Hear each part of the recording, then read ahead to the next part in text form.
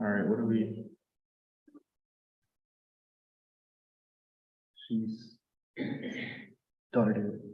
Oh, we're live now? Yeah, it says we're live. Okay.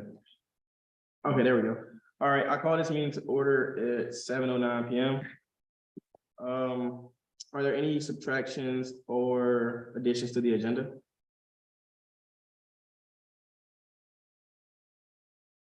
Yes, Devon? No. Can you strike back, please? Phoebe? We strike TGIF. Keon? Can we add a lift proposal to surplus in new business? Anyone else?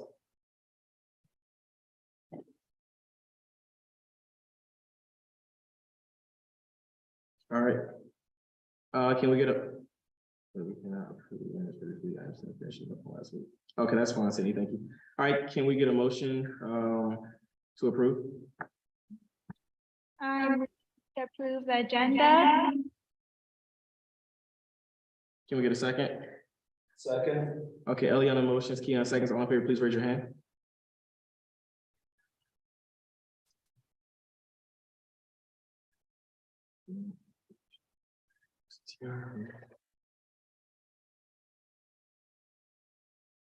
All right, and by a vote of 10-0, the motion passes.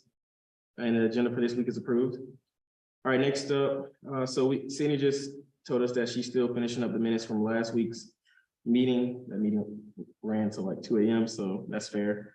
So we'll deal with that next week.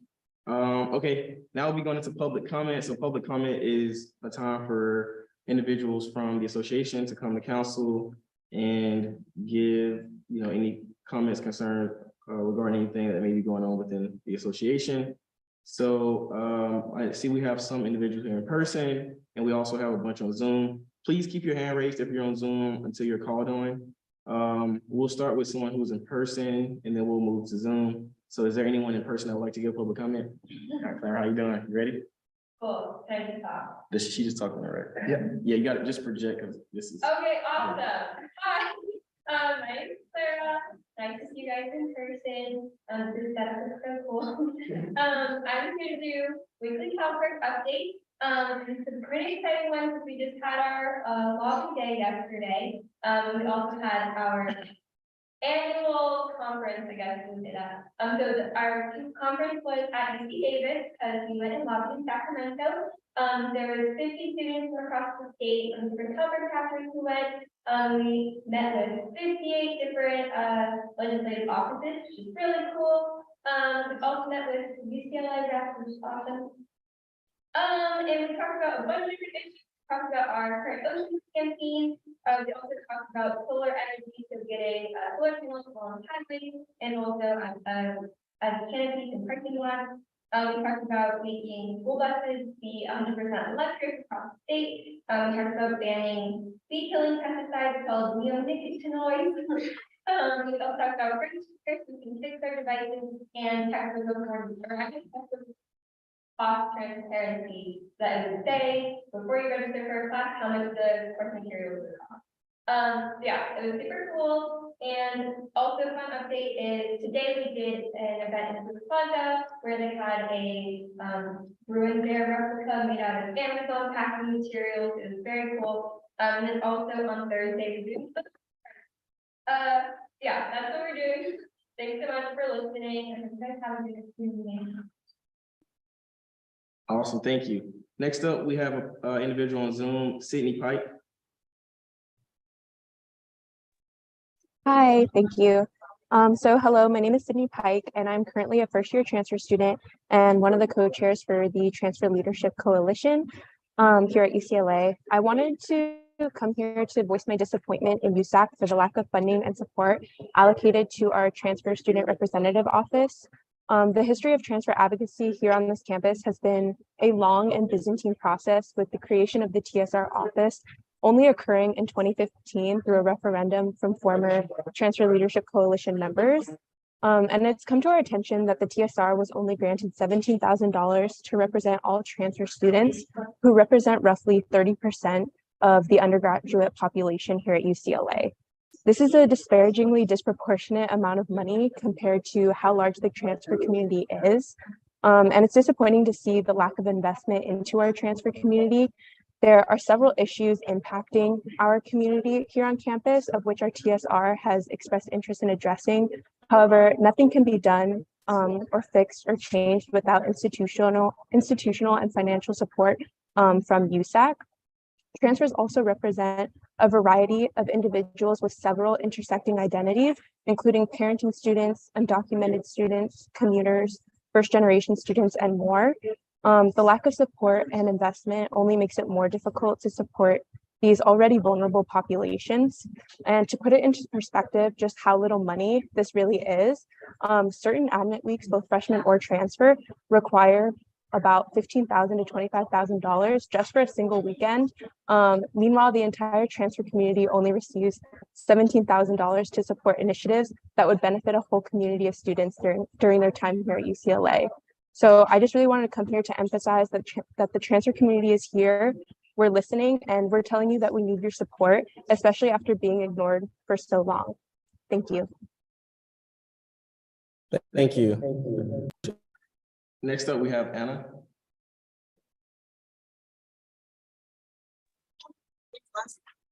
Hi, guys. You were referring to me, correct? Just to clarify. Yes.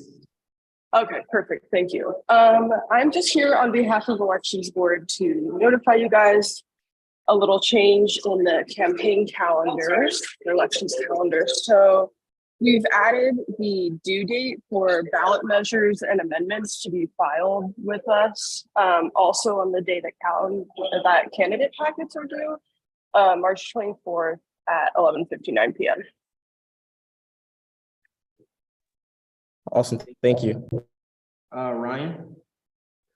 Hi, y'all. My name is Ryan Factora. I've talked to y'all before representing the Campus Retention Committee, but today I am here representing Samahang Filipino, of which I serve as a board member.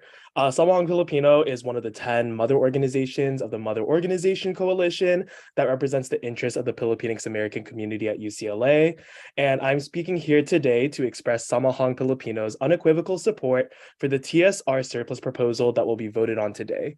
To kind of rehash Samahang Filipino's goals, our ultimate aim is to foster a thriving Filipinx community that fosters self-empowerment while working in solidarity with other marginalized communities to work towards self-determination.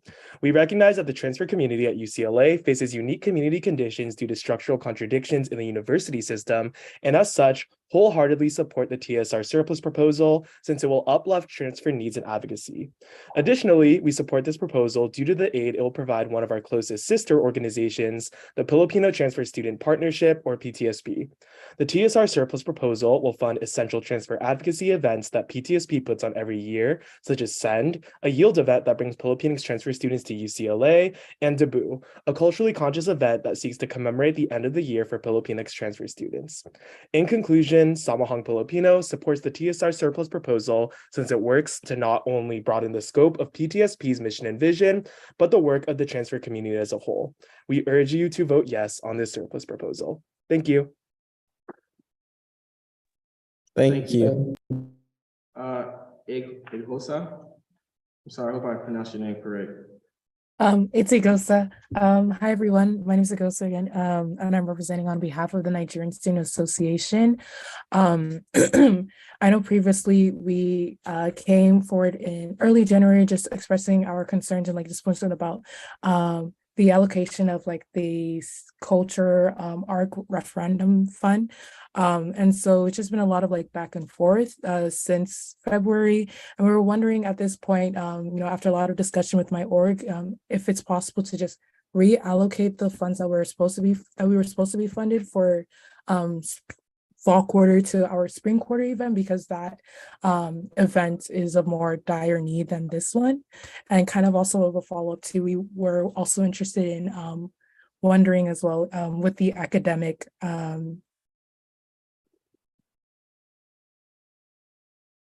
Wondering what? I'm so sorry. Can you hear me? Yeah, you went mute. You said you was wondering and then it went out. Oh, okay, sorry. Yeah, so if we're able to like reallocate the funds for reallocate our ARC funds for spring quarter, just because it's just been a lot of like going back and forth and a lot of emails on both ends. And then also to see if the ASR or the academic referendum fund is going to be open for spring quarter for us to also apply for another event or program that we will be doing. Okay, so I see you had some questions you were asking about ARC. I think that is Alicia. Alicia, do you want to respond real quickly? Do you have an answer for this yet?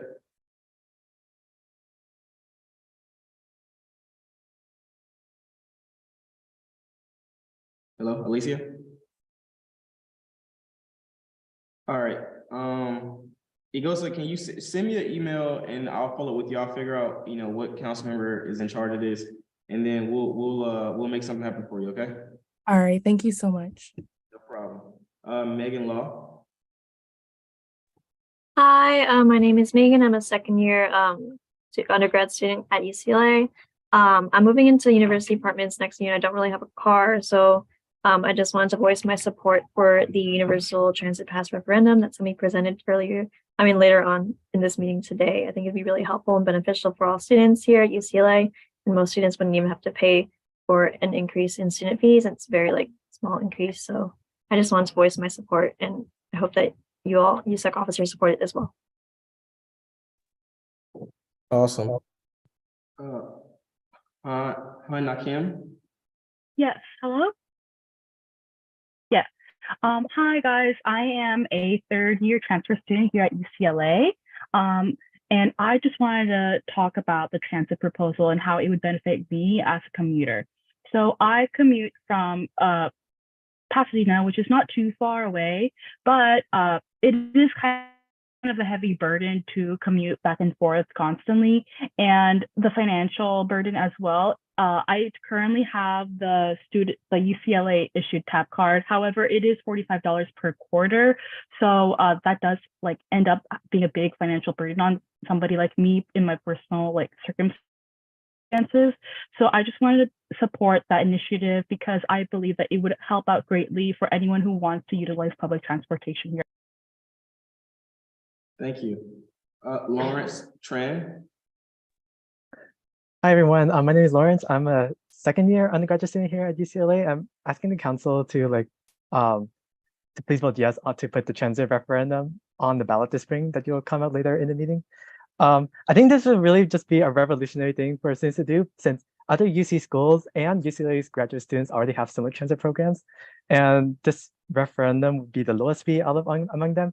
And also just in general, for people commuting to UCLA every day, or going home once a week like me, or people just going to work and internships in LA, or simply exploring the whole county of 10 million people. Letting students do all of this just for less than $10 a year is something I think all the students should be able to vote on and have a voice on. So I'm asking you to please vote yes on it later in the meeting. And yeah, thank you. Thank you. Lexi.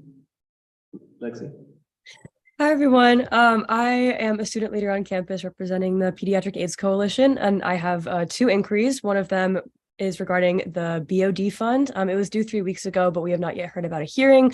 I see other funds on the agenda whose deadlines are more recent, but BOD was due 3 weeks ago, so just inquiring about that. The last year they were released on the 25th of February, or about a week after the deadline. And then the second inquiry I have is about the 2022-23 USAC budget. They have not been released weekly since the beginning of this year. It's really critical for the financial health of our org to know where we are in terms of our budget. And I'm wondering which office initiates this and if that's something that we that can be a priority. Thank you. Yeah, Lexi. So I know our BOD rep, Dakota, is not here. And I know you were asking about, you're saying that there's a fund that he was supposed to release that hasn't been released yet, correct? Yeah, the hearings for the BOD. Okay, Phoebe says she can answer. Yeah, great question. Thanks for bringing that to our attention, Lexi. We have been aware of the deadline. So the budget review committee consists of me, the FSC, and the CSC. It's a different like group of 3 people each year, though, but the budget review director, that position is the one that oversees that funding body each year. But for this year, we had some delays from Sole advisors, like getting like approvals for this information. The spreadsheet is coming together this week for us to review all of the funding proposals. So I really apologize about that. Yeah, I would like, if anything, like check in with your Sole advisor if they might know any more information about like what the delays were in terms of like why those proposals didn't go through faster, because it's something we've been checking in on the last couple of weeks. So, but yeah, hopefully we'll get answers by next council meeting. I think that's the goal. Gotcha. Our sole advisor didn't know either, but thank you for that clarification, Phoebe. All right, and Lexi, you had another question, correct? What was the other question? Yeah, the other question was regarding the budget that should be posted weekly for all student organizations. It's something that is under SGA, but not something that was supposed to be posted on Monday, but hasn't. Okay. Fernando, can you speak to that, or? Yeah, I would reach out to SGA. So just reach out to SGA? Yeah. Do we have an SGA rep currently on? No. Okay. Yeah, so Lexi, we don't have an SGA rep currently present, but if you send them an email, just CC me in it, okay, so I can stay up to date with that, all right? Thank you. No problem. Next up, we have Cora. Hello, my name is Cora Murray. I'm a second-year undergraduate studying political science. I'm also speaking in support of the Universal Transit Access Pass referendum. Currently, I don't have a car and my family lives in Los Angeles. And it takes me about $50 to travel by Uber to their home. And I'd really love to have the opportunity to lower that investment and reinvest it towards my education. Thank you. Next up, we have Olive. Yeah, sure. Hi, I'm Olive. I'm a 4th-year undergraduate student, and I'm also just speaking in support of the Universal Transit Pass referendum. I'm a regular transit user, and I mean, it would just help me, even though I'm going to be graduated by the time this is implemented, to have no payment at the point of service for transit. And I'm sure that would be the case for most UCLA students, because essentially they just have to take 1 ride per quarter to make this balance out. And overall, it's just a very good price for UCLA students. It will decrease prices overall, and it will be very helpful. So just urging the council to vote yes to put this on the ballot.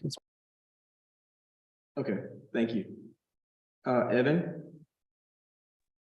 Speaking on very similar stuff, so I'll keep it short, but definitely in support of the Universal Transit Pass. As a commuter myself, I know just how hard it can be to get to UCLA and just how costly it is. I know that the cost of transportation here has just been skyrocketing. You know, we have all the fuel increases, all those different things. So providing as many alternatives as possible is fantastic. Not to mention that public transportation is way more green than all of the other ways that we're going to be getting around Los Angeles. So I think that for the future of, UCLA students, for the future of our environment, for the future of the planet, we need to vote yes on the Universal Transit Pass. Like everybody's been saying, it's like the price of like 1 trip per quarter. I mean, it's like a ridiculously low price. We got so much going for it. So I think it's just a no-brainer. Definitely go for the Universal Transit. Thank you. Simone?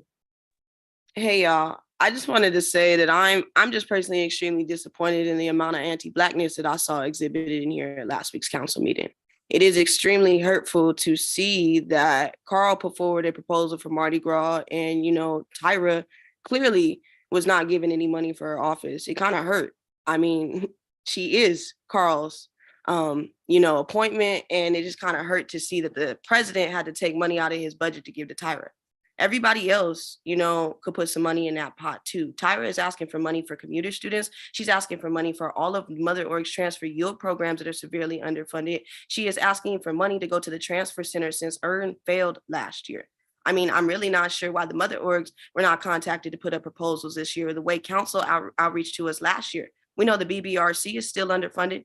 We know those committees still need some more money. We need access and retention resources since EARN didn't pass. I mean, it's just extremely hurtful to see our student fees going to Brew and Bash. We're asking for things to go to cover honorarium costs, to go to jazz reggae, to go to all of these other things that truthfully have already been funded. A lot of these offices have budgets. I mean, I'm sure people feel like there's a lot of reasons they need more money, but we're talking about marginalized people on this campus that truly need these resources. I mean, other than, Carl and Tyra's proposal, along with Eliana's for ALC and, for DSU, I mean, really, who else is asking for something that's not for themselves, that's not for their office, that's doing a selfless ask? I don't think you guys understand that Mardi Gras was an annual program that used to be funded just like Brew and Bash. And, about 20 years ago, it was sucked up and the money went to UNICAMP. Do you know every year there's barely any Black people that work for UNICAMP? Every year there's reports about counselors sitting here using the N slur and racial slurs, in front of the few Black students and youth that are admitted into the UNICAMP. This is unfortunate. And just like Brew and Bash, jazz reggae, and everything else, we deserve to have this annual Mardi Gras program restored. This is like pretty big that Carl is bringing forward something that has not been restored by a USAC president, or that any council member has even questioned that it's been dissolved. And those fees, truthfully, are just going to UNICAMP. And you guys don't know much more about how those fees are being used, just like you don't know what CPO is doing with any of our money. I really think we need to look into the deep of our hearts and dig a little deeper. And I really think some people can take some other cuts when this revote goes up. And I really think y'all need to find it in y'all hearts to give up some money for Tyra and Carl's proposal to help all of these other marginalized populations in the student body right now. Because as far as I'm concerned, anybody that doesn't is really just selfish, and it's really revealing how complicit and or enabling you are to anti-Blackness, to being anti-transfer, to being anti-foster youth, and all of these other sensitive populations that we truly need to cater to. This is the biggest surplus y'all have had in over 5 years, and y'all truthfully can do a whole lot more good to it than, I'm looking at CAC and the CEC. I mean, together there's like 12 to 13 proposals on here just for these two commissioner offices alone. I mean, quite frankly, it's really, really ridiculous. So I'm really hoping y'all can make this right tonight. I think there's plenty of money on the table for everybody to walk out of here and eat, but $150,000 going to this lift share ride thing and just all of these other things, it really just don't sit right. All of this money for extra honorariums for Brew and Bash and just all of these other things. Hey, the university got a whole lot of debt. Everybody's got things to figure out, but I think some of this money need to be shifted around to make some room for the greater good of the needs for the student body. Too many people got on here to just ask y'all to give up money. You had more, this is more public comment than you've had in a few weeks about this surplus proposal. So I'm hoping y'all can make that right tonight. Thank you. Carly? Sorry. Hello, I'm Carly. I'm a first-year transfer. I am Sydney, who you heard spoke first. I'm her fellow co-chair for the Transfer Leadership Coalition. I would just like to echo everything that Sydney and Simone just said. I'm going to keep it brief. Simone summarized it very well. We are extremely disappointed to see the lack of investment in transfer students. The reason that UCLA is so powerful and considered transfer friendly is because of how UCLA presents itself. And this amount that was given to our transfer student representative was a slap in the face to all of the students who worked really hard here to be here. And, if you're going to say you're a transfer friendly institution, then you need to step up to the plate. And if you just don't want transfer students here, just say that. We saw how, minority and culturally important initiatives were now taken away because our transfer students needed it, because no one else was interested in providing funding. And that is not okay. We very much want to see the transfer student representative get the proper funding that she deserves, because our transfer students were 30% of the population, and we are what makes UCLA great. Thank you. Thank you so much. Next up, I see we have a couple of attendees that have their hand raised that haven't been promoted, and we promote those 6. The first up, once you get promoted, please keep your hand raised. The first up we have is Cisco Martinez.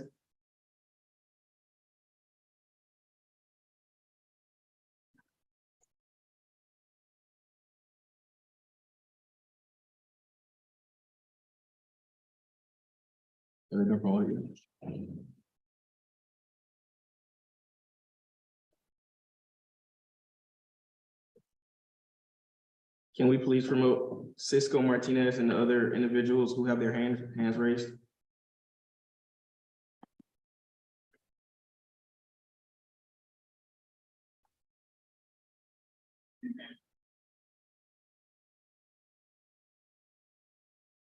Who's co-host?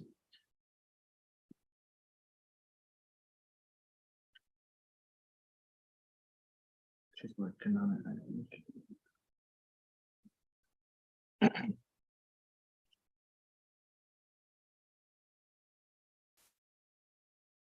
Jessica, are you doing it? Yeah, I'm trying to do it. All right.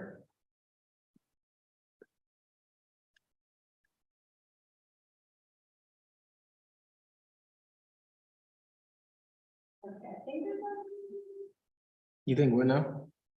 I got everything, but Okay, sometimes it takes a minute for them to join us, rejoin us.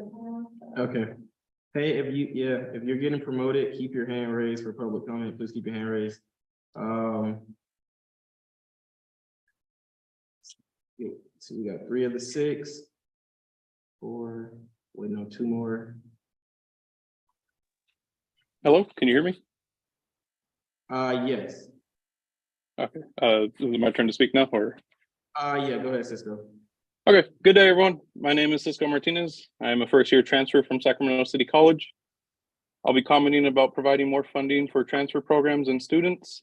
So thank you all for being here. I'd like to start off by saying that transfer students represent some of the best students enrolled in higher education. Transfers are some of the best examples of what is possible when given the opportunity. We take pride in our work and understand that we can make a difference in increasing the success of all students here at UCLA. What I believe some of us here today are asking is that we demonstrate the need to develop stronger partnerships to support, welcome, and transition transfer students into UCLA in order for them to excel and graduate. In the words of Alfred Herrera, UCLA does not need more applicants. We need a different kind of applicant. We must understand the importance of the delivery of these students, the diversity of these students, and we must begin to understand the crucial place transfer students occupy in our university. With that being said, I yield the rest of my time. Thank you very much. Thank you. Next up, we have Amelia. Yeah, I hope I didn't pronounce. Oh yeah. Hi, my name is Amelie, and as some other students touched on before, I'm here to voice my support for the Universal Access Transit Pass. I'm currently a second-year public affairs student here at UCLA, and I'm personally really happy to hear that we have the potential to have accessible and affordable transportation. As someone who lives in Los Angeles and doesn't have a car on campus, I usually spend a pretty sizable amount on other modes of transportation. So having such a cheaper option would be amazing and allow me to save a lot of money and travel sustainably. So overall, I just wanted to voice my support for this pass, and I think it would make a huge difference. Thank you. Next up, we have Brandon. Hi, thanks for letting me speak. I wanted to first touch on the transfer student representative situation. I just wanted to voice my concern that the website's down and that the only website I was able to find was last updated in 2017. I'm sure you already know, but I echo the support for increased funding for the transfer student representative office. I think that's a great cause. Secondly, I wanted to quickly speak on the transit pass. I'm an undergraduate researcher. I've been looking at transportation policy for the past 6 months or so.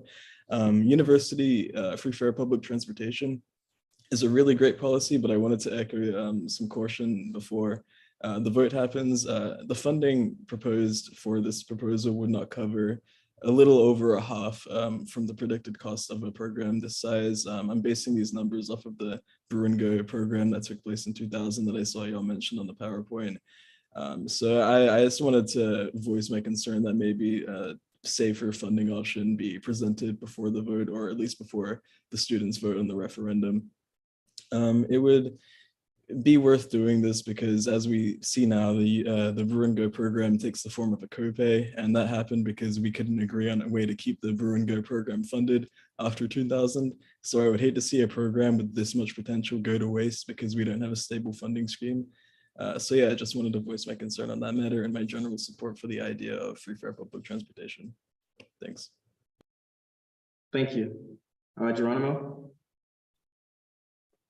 Hello, everybody. My name is Ronald Thomas. I'm a 4th year. I'm here representing the African Student Union. And so today I really wanted to speak on the TSR and Mardi Gras points. And so first with TSR, I want to fully express my disappointment and urge y'all to consider increasing funding for TSR and being selfless, because as we understand that transfer initiatives, transfer programs are completely necessary. This population is the most vulnerable amongst the most vulnerable.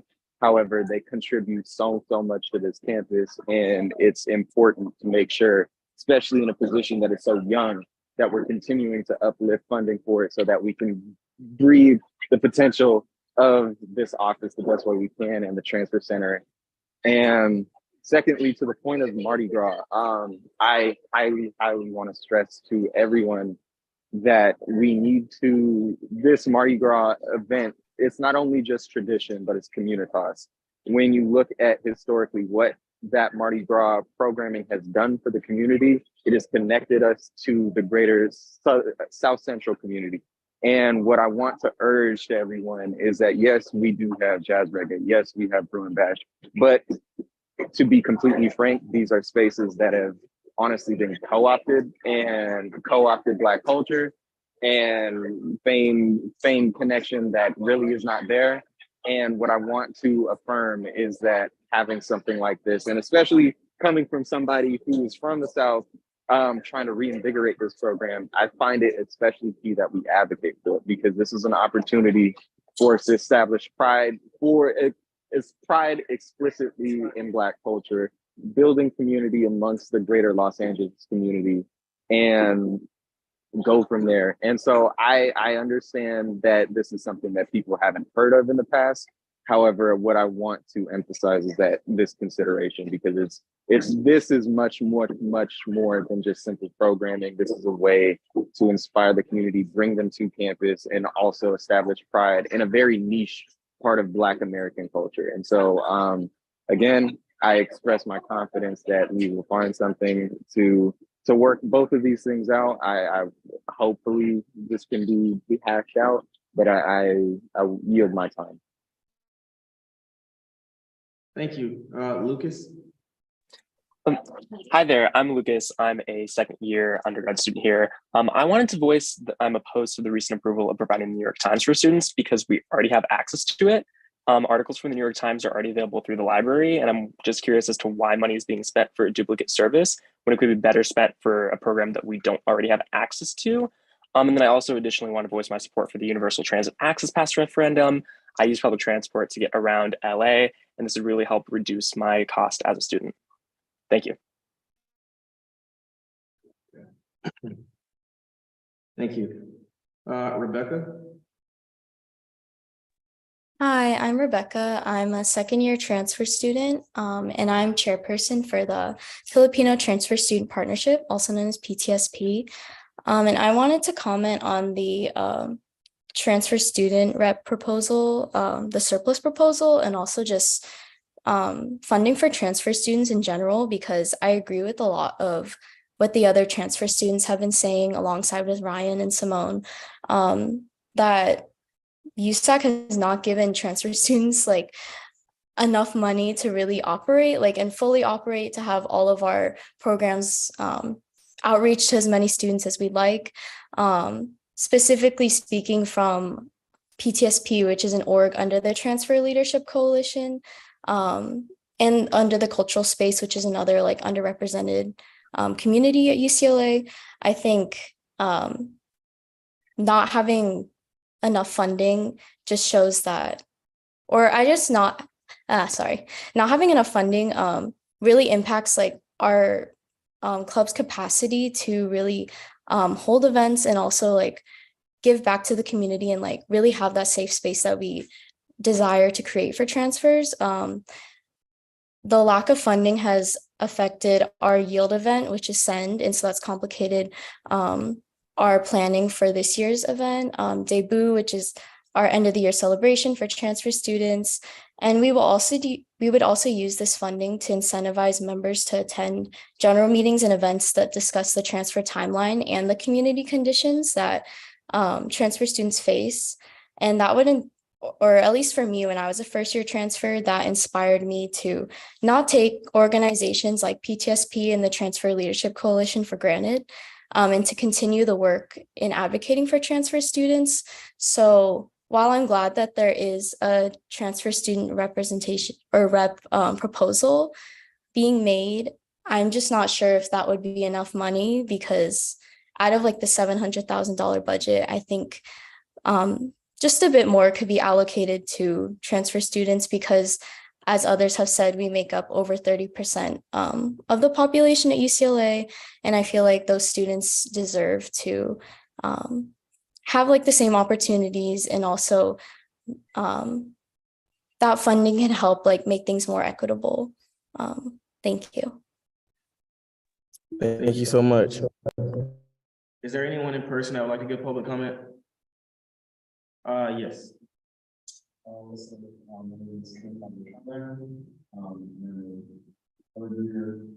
Transfer student. I just wanted to see what, you know, this is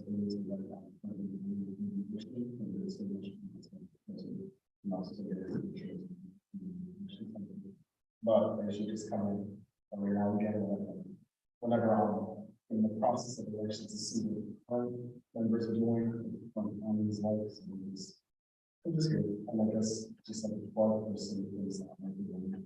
I'm just in the ASU Community Service Committee this Thursday. We teaching to talk about the events of this training facility and events of training facility, something it's going to be with that. Teachings this Thursday, so if you guys have time, we have more information on the ASU Instagram. So you guys have time. That's pretty much it. Awesome. Thank you. All right, and then there's no one else on the Zoom. Okay, I'll be closing public comment at 7:45 p.m. All right, next up, we'll get into funding. So first off, we have capital contingency. Josh. Hi, everybody. Hope you're having a great week so far. This is our first funding allocation of the year for capital contingency, as it receives surplus funding. I know we've been doing some social media outreach on that. The fund is open, but if you do have an office within USAC, we do have funds now to allocate towards maintenance of those offices. And with that being said, for our first allocation of capital contingency, we have a total request of $40.85, and we recommend an allocation of $40.85 for one USAC entity. All right, thank you. I see you put that in the chat. Does anyone have any questions, concerns, or comments regarding capital contingency for this week? All right, if not, can we get a motion? I move. Go ahead. I move to approve capital contingency for this week. I second. Okay, Naomi motions, Eliana seconds. All in favor, please raise your hand. All right.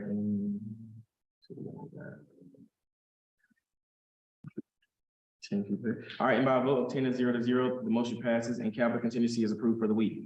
All right, next up, we have contingency programming. Josh. And for contingency funding for this week, we had a total request of $33,989.37, and we recommend an allocation of $18,007.34 for 21 non-USAC entities and 2 USAC entities. And I'll go ahead and put that in the chat right now. Thank you. Does anyone have any questions, concerns, or comments regarding contingency programming for this week? All right, if not, can we get a motion? So moved. So I can say the whole thing or say so moved. I can say that, right? Can you say the whole thing, please? I moved. I don't know how to say the whole thing. I move to approve contingency. The contingency fund of $18,070. Big thing. I second. All right, Divine motions, Keon seconds. All in favor, please raise your hand.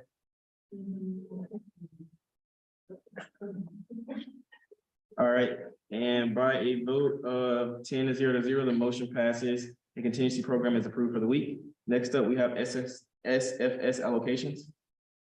For this week, first we have we recommended the allocation of $2,440.43 to 3 non-CSC organizations. All right, does anyone have any questions, concerns, or comments regarding this? All right, if not, it is a consent item and it is approved. All right, next up, we have SWC programming fund allocations. Hi, everyone. My name is Angus. I'm the Assistant Commissioner for SWC, and today I'll be proxying for Anna. This week for the Student Wellness Commission Programming Fund, we are recommending $500 towards one non-USAC entity. All right, does anyone have any questions, concerns, or comments regarding that allocation? If not, it is a consent item and it is approved. All right, next up, we have ARC allocations. Hello. For this past week, we have allocated a total of $16,000 with $16,602 with 89 cents to 9 non-USAC entities. And I'll ask later. All right, does anyone have any questions, concerns, or comments regarding this allocation? Please raise your hand. All right, if not, it is a consent item and it is approved. All right, now we'll be moving to special presentations. We have a special presentation by Van for the undergraduate transit pass presentation. The floor is yours.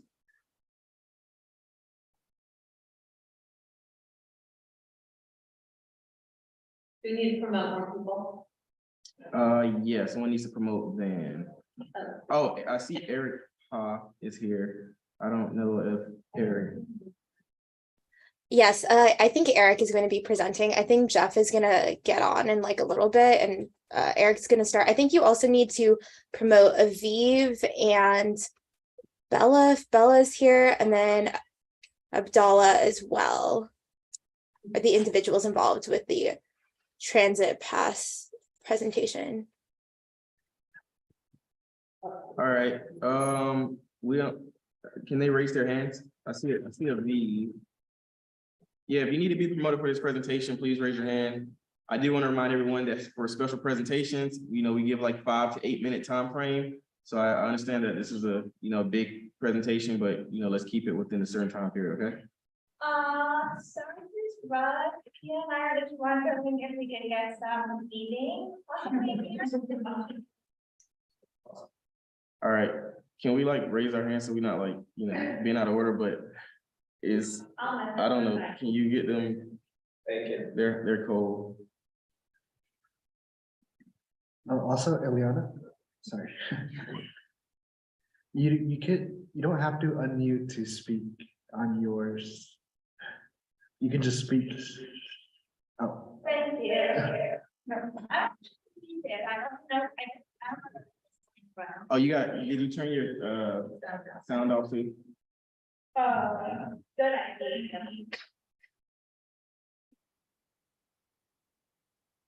All right, for the individuals presenting the undergraduate transit pass presentation, the floor is yours. Hi, can I please get screen sharing abilities? Yes. Okay, it should be good now.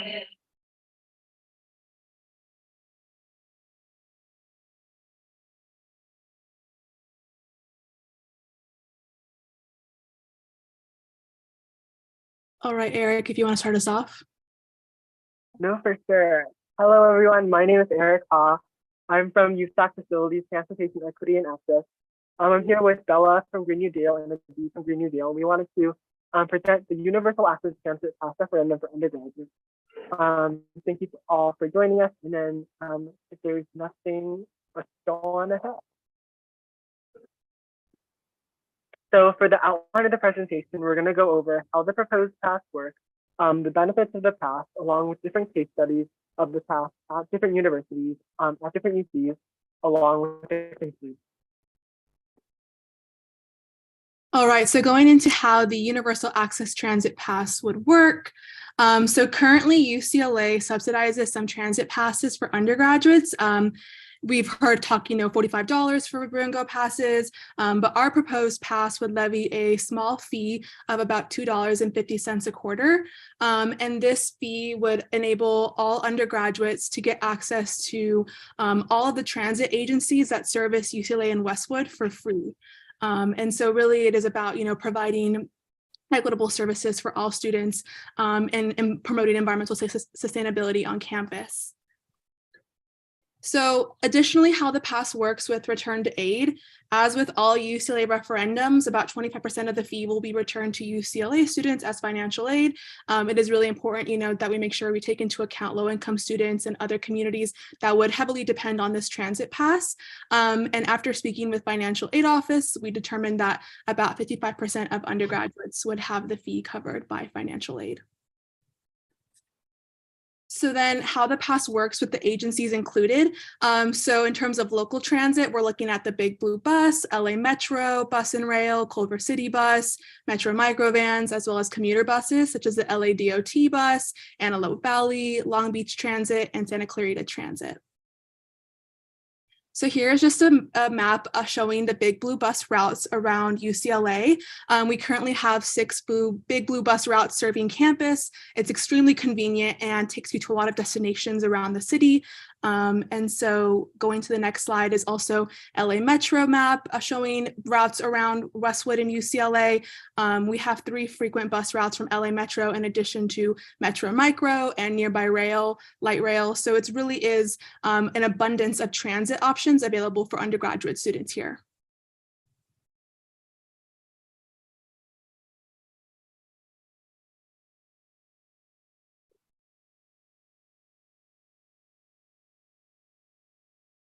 And now we're going to go over some of the benefits of the pass.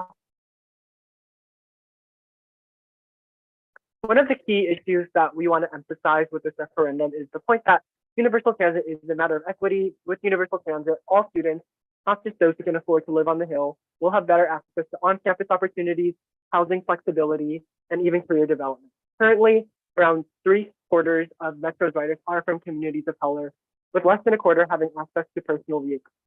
Along with this, using transit would lift the cost burden off these commuter students' shoulders, allowing them to use their money in other aspects of their academic career. And while Los Angeles is known for a heavy car culture, Metro alone has the 3rd largest fleet of transit in the US, making it a heavily valuable resource to these low-income communities.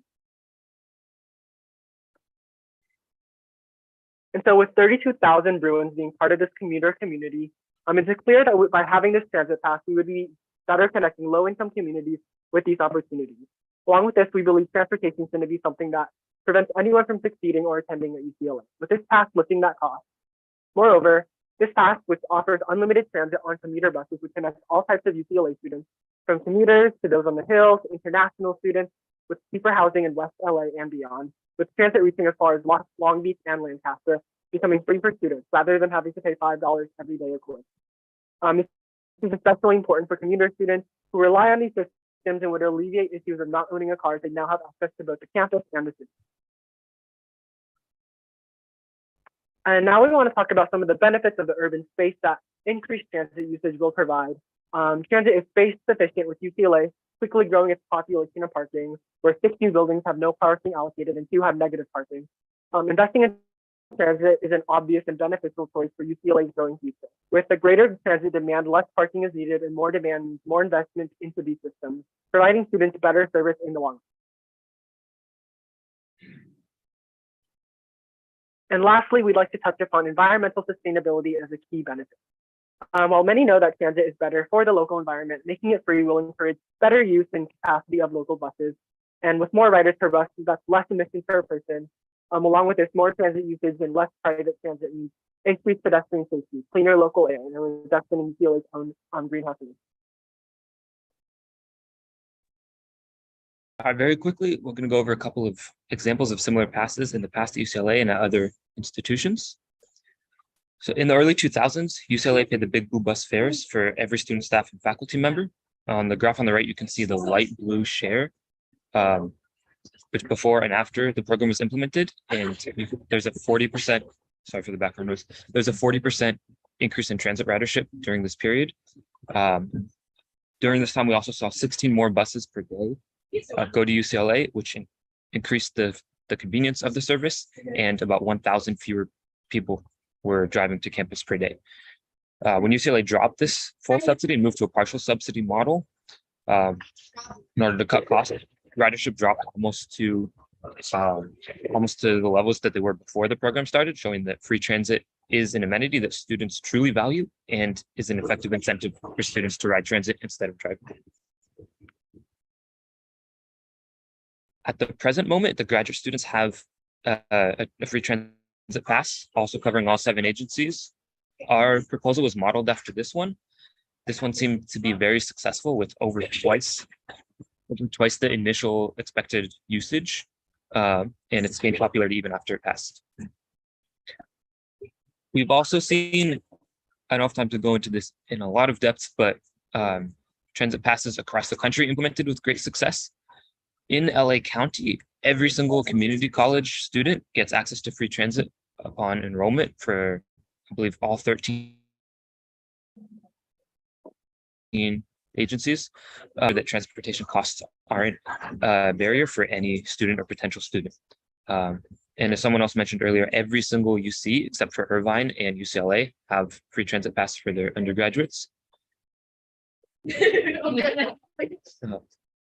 This chart here compares a few other of the UC's transit passes with our proposal and the UCLA grad students' proposal.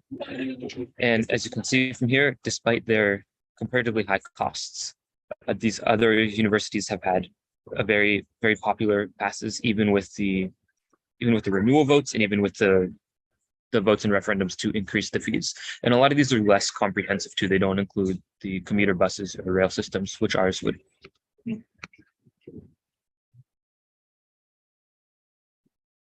All right, so to conclude, people will use transit, especially free transit.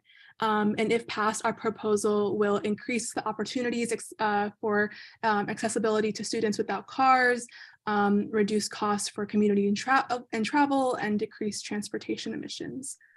Eric, do you want to say anything else? Yeah, and then we know that there were some questions during public opinion about how the pass would work. So we want to pass the mic off to Abdallah, who is a planner at UCLA Transportation, to go a little bit more in depth with how the cost of the pass will work. Thank you, everyone. Hello, everyone. Good evening. Good to be back in the USAC meeting. It's been many years. I'm a double Bruin. Anyway, so I did hear, first of all, I'm really happy that there's pretty much overwhelming support for this referendum. As you know, the presentation really nailed the reasons, equity, sustainability, and just general access. I'm here representing the Transportation Department, Principal Transportation Planner in the UCLA Transportation Department. And the department is in full support of this, not only moral support, support in principle, but also financial support. The part of the reason that the fee is as low as it is because we are throwing in a subsidy to make it at this level, just like we, subsidize the other transit passes in the Bruin Grad Pass. We are throwing in the subsidy to keep it at this level.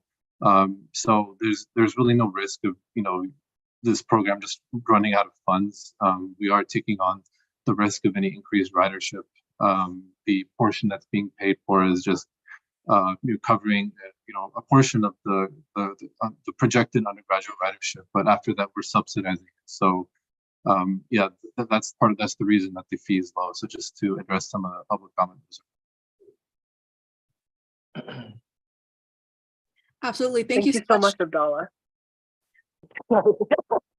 Thank you so much. And we hope to see your support on the passage of this for the spring ballot. Awesome. Thank you so much for coming. Does any council members have any questions regarding this? I don't have a question, but can I make a comment? Yeah. Thank you guys so much for this presentation. I know you guys are reaching out to get like the TSR's perspectives on it, but I really do appreciate this proposal, especially like someone who's a transfer student, but someone who's not from the LA area. Like transportation costs are outrageous, and like that's one of the major things that I spend the most money on, and I'm pretty sure it's like the same for other transfers as well. So you have like my full support from the TSR office. I really do appreciate y'all for thinking about students and like our transportation needs. So thank you for coming to USAC to give this presentation. No, thank you so much for listening to us. Phoebe, is that a new hand? Yeah, it's a new hand. I just want to say, everyone, it is so rare that like, or maybe I'm tripping, but like that a UCLA department is subsidizing us. Like we should really, really be considering that like $2.50 is an insane number, you guys, for transit. So I fully support, very excited. And just like, I know like there's always like concerns about like increasing student fees, like by a lot of folks. Just want to reiterate that everyone, for the most part, pays transportation costs like every single quarter, whether that's gas, your Ubers, your Lyfts, your Metro Micros. Like this is a way of alleviating that cost for me, for other people, for all the UCLA student body. And it's less than a cup of coffee. Miyomi?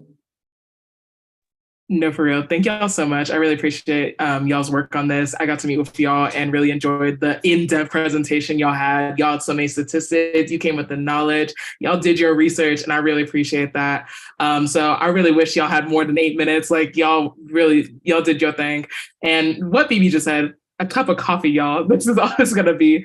Yeah, just overall as a commuter student as well, I really want to emphasize that this is needed, and y'all have my full support. Eliana? Thanks. Yeah, I think everyone has before me that the work everyone needs to be said with this one thing. I appreciate y'all doing something that will benefit everyone, but also like address the issues that we have in the city. And also, I think it would address some issues student facilities have for transportation. There's pretty serious mental covering like care transit and medical transits. Love that.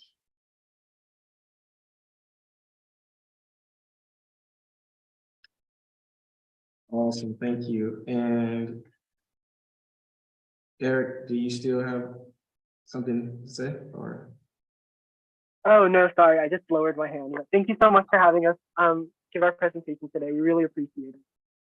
Yeah, no problem. Thank you all for coming. Sounds like a great proposal.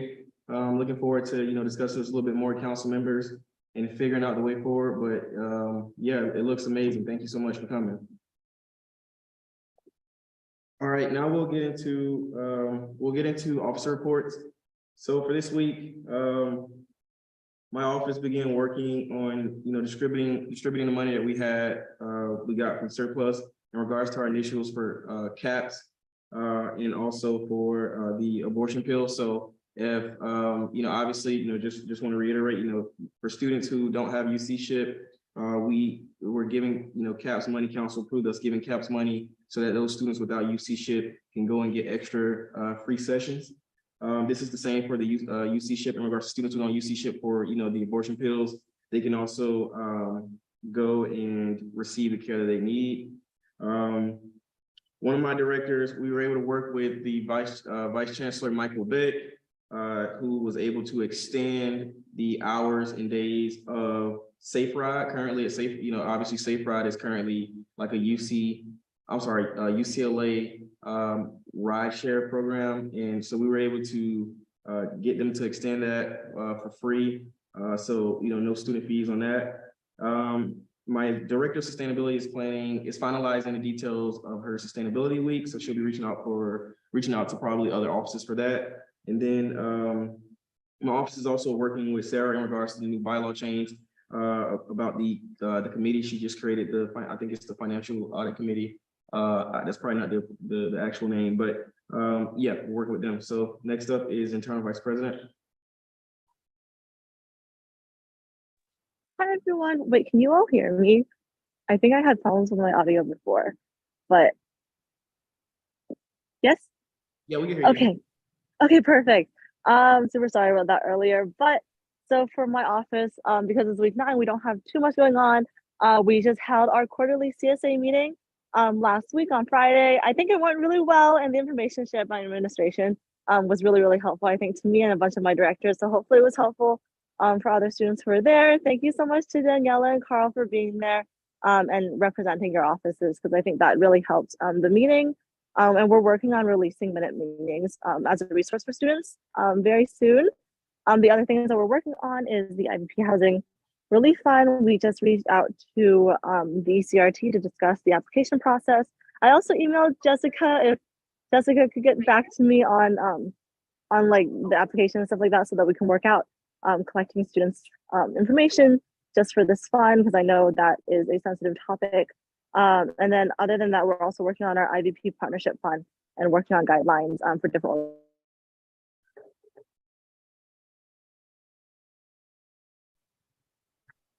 All right, thank you. Next up, External Vice President. Yeah, mine was also. You mute yourself. They can hear you from here. No, I was muted.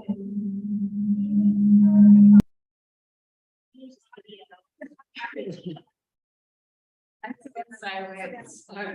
Long bang. Okay, sorry about that. As I was saying, the invites for UC Day were sent out last week, and we're now prepping for that DC trip. We had the admin computer starting this week. The applications closed last week. I believe it's their final round for the quarter. I sent out Blackstone lobby forms out to different groupies today, as well as circulating it through ASU BRC.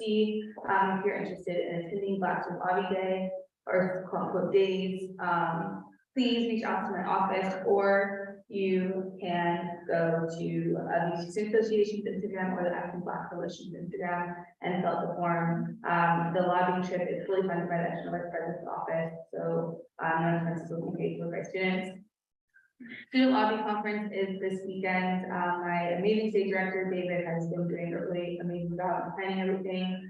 Legislation what we'll be lobbying on was finalized, and transportation as well as room and board is also finalized.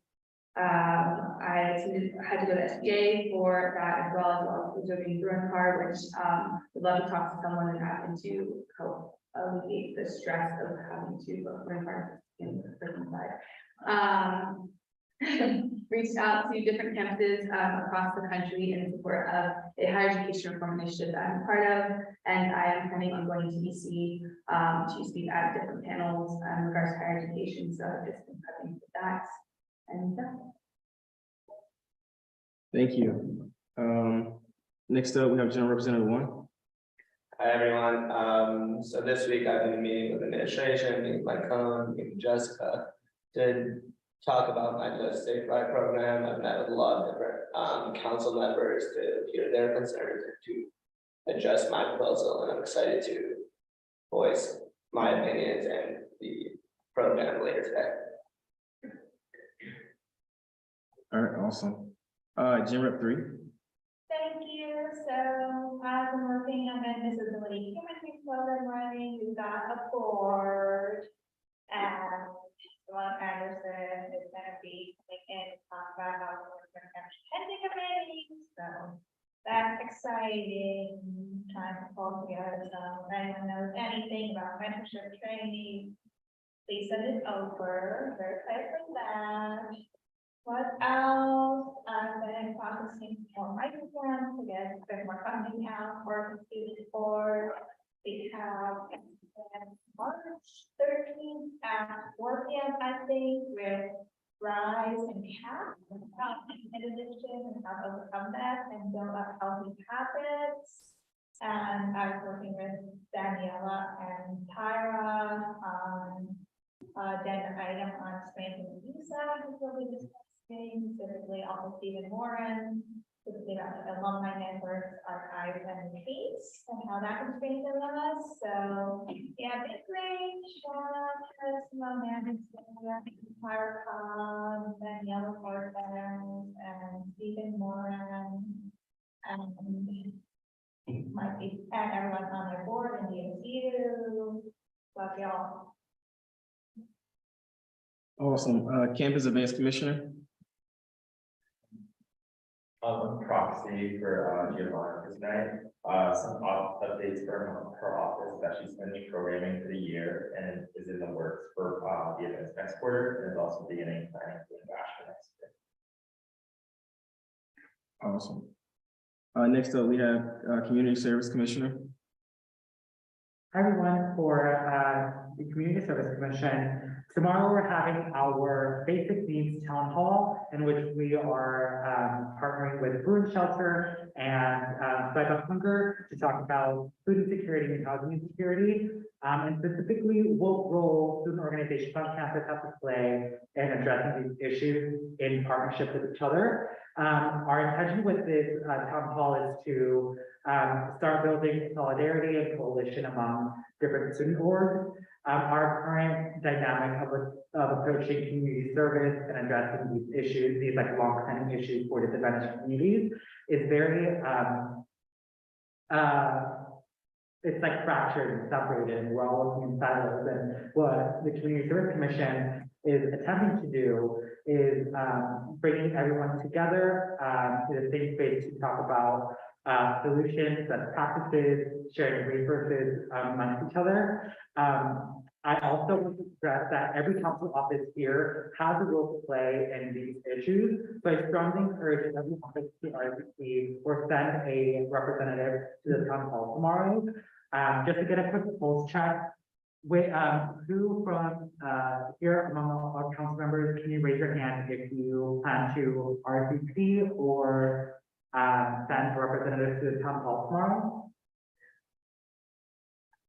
It's tomorrow from 6 to 8 p.m. in Haynes Hall. Yeah, fine. Amazing. Yeah, just that's amazing. Just to reiterate this, everyone, this is around the topic of basic needs, but we're approaching that conversation as to how do we support and empower current student organizations and student leaders to address these systemic issues, specifically around conversations around funding, around resource sharing, and building these partnerships with, and overall, how do we leverage USAC and our institutional power to best support students doing this work. So I strongly encourage you all to send a representative or a VP. Town hall is tomorrow from 6 to 8 p.m. I look forward to seeing all of you. Thank you. Facilities Commissioner. All right, so for the updates for this week, obviously, folks that are directly in my office did the Transit Pass presentation just now, which is great. We presented at the Campus Bike Advisory Committee about the Westwood Connected platform that's also shared by the EVP. And hopefully we'll introduce a resolution to council about that soon. We're scheduling a follow-up meeting with the Assistant Vice Chancellor of Facilities Management for the, I think, the YRL space activation, and still doing the accessible restroom inventory for the MetaMap project. EJ now is still coming up with visual designs for different labels for whether or not it's like ethically sourced or like sustainable in terms of like labor and like contracts, so people can like be more conscious consumers. For the student vendor fair that FAC is putting on next quarter, we have around like 10-ish vendors right now, but we're trying to get up to 30 so that it can be like a huge like new like FAC institutional event that we can do like years and years to come. And then our Sustainable Goals Committee is still trying to hear back on when exactly the reusable diningware program is going to launch in Rendezvous during fall quarter. Yeah, and that should be it for now. Financial Supports Commissioner. Hi, I'm sitting in for Sarah, and I have a pre-read statement for her. In the USAC or in the FSC office, we have been working on moving forward with the New York Times deal. To clarify, based on a public comment earlier, the library does not offer or provide a full subscription. It provides archive access to the New York Times. And so our deal was that for $1 per student, we're giving active subscriptions to the students, which is about a 50th of the cost of the New York Times. Also, we have also started planning our returns for the eye clickers and lab coats and the goggles. We are working on publishing transparency reports on our Instagram. We have met with a representative from ASUCLA to host a financial fair next fall. And hopefully, if all goes well, we are having our first FROB meeting this Thursday. Nice, thank you, Isaac. All right, next up, we have a transfer student representative. Hi, everyone. I hope you all are having a great week. So this week, I have been primarily focused on my presentation for the surplus proposal and meeting with the different MOs to see what kind of financial needs that they have, but also meeting with the Transfer Student Center and the Transfer Leadership Coalition. I've been trying to work on a collaboration effort between Umoja, which is the only Black transfer org, and MECHA, which is focusing on Latinx transfers. We're going to have a Black and Brown banquet in the spring. Umoja is also going to have one of the first, I think it will be the first Black Transfer Week, also in the spring. And so that will be a part of that. We're also going to collaborate with the Filipino Transfer Student Partnership for a collaboration. For that event, I'm not really sure what it's going to look like, but I have a meeting with one of the PTSP reps this Friday. The TSR staff applications are coming in, so I'm going to have a staff soon, which I am so happy about because I have literally been doing everything for my office by myself, and that is not easy. So I'm going to hopefully start interviewing people and fill all 11 positions on my board soon. The STOMP conference is this Saturday from 8:30 to 3. This is a conference that centers around the UCLA transfer Bruin community, and it's primarily for prospective transfers. So it's really important that I am there. I think I mentioned this at a past USAC meeting, but I reached out to the STOMP directors and let them know that I wanted representation of Black transfers. And so I will be there sitting on a panel held by CCCP, but also I'm going to be doing a workshop on the Black transfer experience from 2 to 3. I met with Jessica yesterday to look over my surplus proposal, but to also talk about me writing a referendum and a resolution centered around increasing support for transfer students, particularly with USAC, but also the general UCLA community.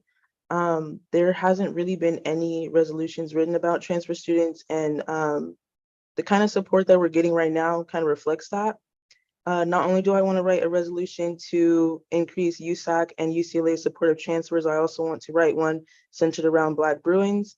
UCLA has a terrible culture of anti-Blackness, and I think that we need to address that and openly acknowledge that USAC plays a part in that. So I will be trying to get that ready for voting in the next couple of weeks. Through ASU, we have our Afrograd. I am working with the Transfer Student Center to host a Black Transfer Grad Checklist event in week 1 of spring quarter. Oftentimes when transfers are graduating, it's really easy to like miss a deadline or miss a requirement. So I'm just gonna have this event with the Transfer Center to make sure that we're helping everybody to, you know, get themselves together for graduation and prepare for Afrograd. I had the Transfer Success Team meeting last week on Friday, which is kind of like the Transfer Center, TLC, the TSR coming together to meet with different chemist partners to talk about how we can, you know, support transfers and like what are specific issues that are impacting transfers. And so there was a specific emphasis on parenting and commuter transfers. I've also been having the planning committees for the Black Bruin Transfer Extravaganza, and I need to follow up on housing accommodations for all the POC transfer admit weekends, because the entity DOP, they are really confusing. They keep saying like, we can have overnight, then they say no, then they say yes. So I'm just like, which is it? And if it's no, are y'all gonna give us increased funding to find like proper accommodations for people? I personally think that overnight accommodations are pivotal for the transfer experience because we're literally gonna be here for 2 years, and that's a very short time to spend at a place that doesn't really give you the adequate support that you would need. So I think overnight accommodations will allow people to kind of gauge if UCLA is the environment that they want to be in. Then tomorrow, the transfer experience at Hawley is having a telescope viewing at the astronomy building. So I'll be at that trying to meet more transfers and, you know, seeing what people are talking about in regards to the transfer experience. I have been working with Ileana on various initiatives. So thank you, Ileana, for reaching out for those. She is very, very proactive and helpful. We've been specifically looking at things like, developing transition packets for the different offices, but also like events centered around Black disability and things like that. And then this upcoming Friday, I have the Transfer Triad meeting with TLC and the Transfer Student Center. And then I'm also going to be meeting with CCCP to see how the TSR can better support with working with prospective transfers in that way. So that's all from me. Thank you so much, Tara. Thank you. Next up, we have International Student Representative. Hi everyone. Good evening. So this week, in my office, I met with Sanaz, who works with the Career Center, and we're working on organizing a 3-day career fair next quarter, basically under 3 separate sectors, which is health, business, and engineering, and those are the 3 most like popular majors for international students.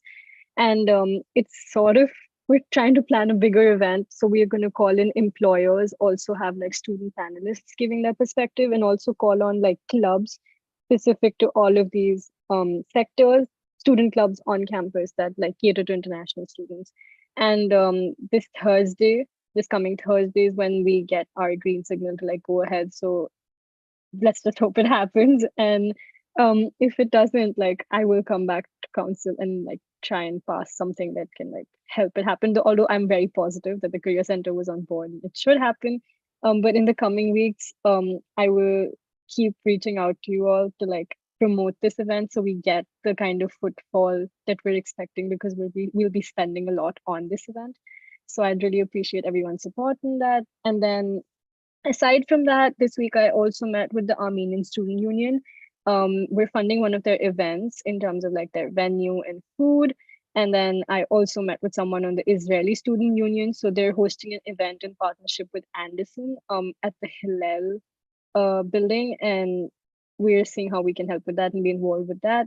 And aside from that, my office has just been budgeting for the rest of this quarter, because we've got a lot of events and funding all of a sudden that we need to pay for. And then I also met with CalPERG to work on their oceans resolution, which is asking for like 30% protection on oceans, and they're demanding more action from like the state. And aside from that, I'm also working with CalPERG on my own initiative, which is to organize like a cleanup drive on Sage Hill. So you will see things about that in our social media soon, and look out for that. But yeah, that's it from my office this week, and thank you. All right, thank you. Next up, we have Admin Reps Orlando. Hello, everyone. I hope you're all doing well. Sorry I missed you all last week. I was dealing with some personal health issues, but I'm on the mend now. But no updates this week. I hope you all have a great week, and good luck with the finals studying. Thank you. Hope you're feeling better, Orlando. Next up, Jessica. Just a quick reminder about a programming activity happening up tomorrow, from 11 a.m. to 1 p.m. in the Bridge Fun Zone here in Ackerman on A level, and then also in Cafe Synapse, which is in the Zonda Research Building. From 11 a.m. to 1 p.m. we're doing friendship making. So come with your BFFs and make some fun friendship bracelets. These are absolutely free programs, and all supplies are provided. So all you have to do is show up and come participate. So that's going on tomorrow. And then aside from that, general SGS update. So our office has been working on a couple different things. So we'll be reaching out, if you haven't already, to get some feedback from you all. One of those things is just talking about, the upcoming training and transition for newly elected council members. So, we're trying to kind of streamline the process of having the transition package that we provide, and make additional templates available for like event specific or program specific things like budgeting, how to, plan events for your office so that they can just be general resources for everyone. But as an additional reminder, if you have internal office transition docs that you've either been passed down to you or that you've created this year, please share them with our office. You can email them to sgs@afccla.ucla.edu. Just so that we can maintain a copy, so that in the event that we lose track of them, from 1 year, we can kind of recover some information for that. So just whenever you have stuff ready, feel free to send it on over, and we'll just kind of like archive it for. And then the other thing that we've been really overhauling and redesigning is our contracts and agreements process. So we'll have more information on that shortly, any updates that we're going to be making for the next academic year. But definitely looking for feedback from the offices that do a lot of contracting with us, just to see, you know, if the change makes sense, and if it essentially to make things more streamlined and easier for everyone to kind of navigate that. So look out for some additional follow-up emails from our student staff with that feedback, or you can send it directly to Fernando or myself. And then the last exciting update that I want to share, so we do have a new support manager who will be starting on the 20th of March. So in a couple weeks, we'll have another support staff for you all, and he'll be coming to the USAC meetings. He's very familiar with the space. He's a former community service commissioner from a few years back. So looking forward to onboarding him and connecting you all to just continue to support your offices. So that's it for me. Thank you. Is Steven here? I don't think so. All right, and Lori? I have nothing tonight. Okay. Nothing. Awesome, no problem. All right, next up, we'll go into old business. So TSR surplus proposal. Tyra, floor is yours. Okay, I'm gonna share my screen. Can y'all see my screen? Yes. Okay. So hi, everyone. My name is Tyra Cobbs. I am the USAC TSR, and today I will be presenting my surplus proposal. So just as a reminder, I just wanted to let y'all know what the TSR office is and why there even is a TSR office. So according to the USAC website, the TSR office addresses the collective needs of all UCLA transfer students. This representative functions as a facilitator of resources that provides advocacy and support for transfer's unique needs. The TSR is also responsible for bringing transfer students' concerns to the administration and to the USAC Council. And so it's really important for me that I'm not just focusing on one particular group. Transfers are very diverse, but we are a very marginalized and underrepresented community at UCLA. Although it is one of the best institutions for us, we still have a lot of needs that are unmet. And so that's what the TSR position is for. Oops, wrong way.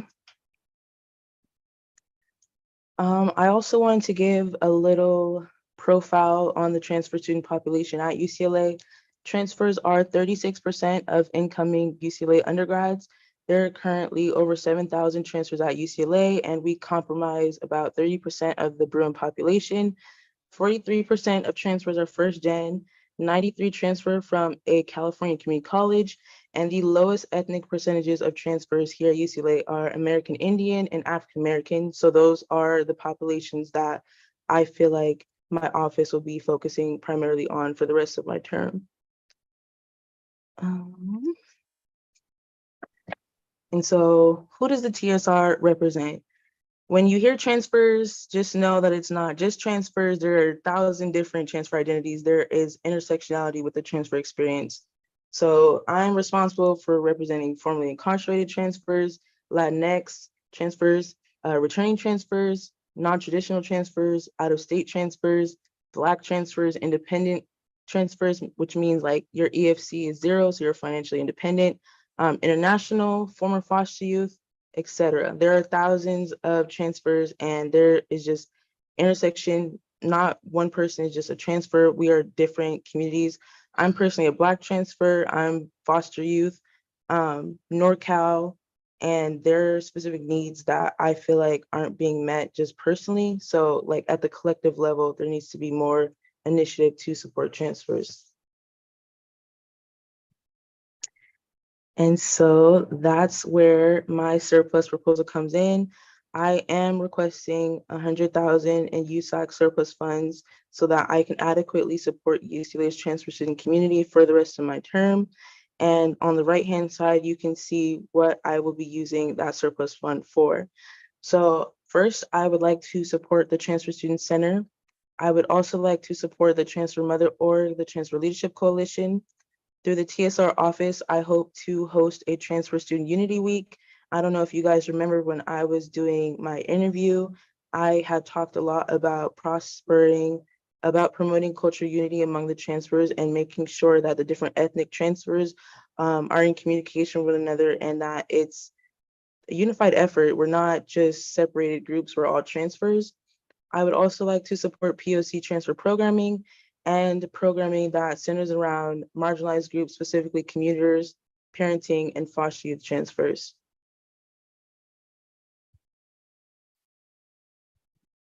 So for the Transfer Student Center, I asked Sarah what she thought would be the best thing for the TSR to support, and she told me the Transfer Mingle, which is an event that the TSC has annually after the UCLA Transfer Bruin Day. This year, it'll be on Saturday, May 13th from 3 to 5.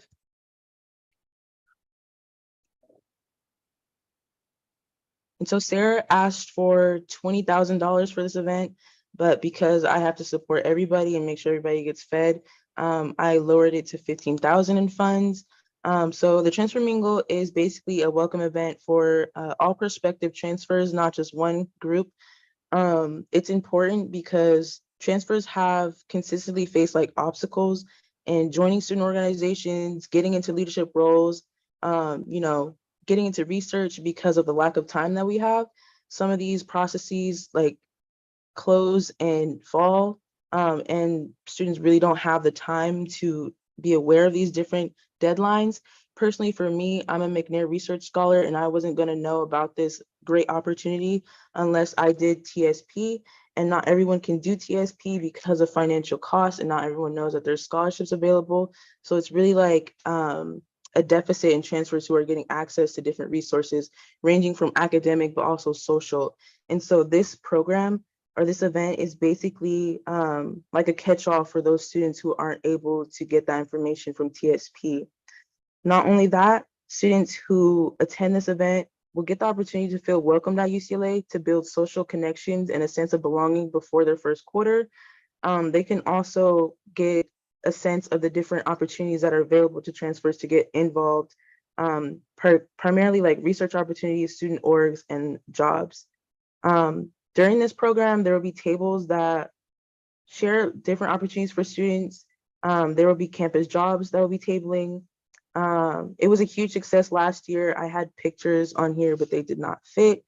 And so this year, Sarah asked for the funds so that they can use it for the space reservation. They usually use Kirkhoff Patio. They usually also have UCLA giveaways. She wants to use it for table and lentil rentals, light refreshments, and other things that will go into the cost for this program. And then I forgot to mention, but last year over 500 students and their families attended. And so it was a really great hit. And some tables that were there were like First to Go, the Career Center, AAP, and other campus partners. And this year, Sarah hopes to invite the Mother Org so that there can be more representation of like the multifaceted identities of the transfers. Next, I would like to support the Transfer Leadership Coalition, which is the mother organization for transfer students. TLC, they were very nice. They did not ask for much, but as the mother org, I felt like the TSR should support them, especially since they advocated for this position in the first place. And so the TLC is doing great work right now. They are trying to get a transfer student survey on the ground, basically a campus climate survey to learn more about the transfer student experience and how the institution can support transfers better. not only are these survey results good for TLC and how they plan to help transfers, but it's pivotal for my office, the Transfer Student Center, and the general UCLA administration, because it's really just asking transfer students like, what do y'all like? What do y'all don't like? And what do y'all need from us? And so they've been trying to get students to fill out the survey, and there haven't been much input. And so I'm hoping to give them $5,000 so that they can offer an incentive for transfer students to fill out the form. And so I came up with 5,000 just to give them a little leg room. And so that would be $50 for 100 transfer students to fill that out.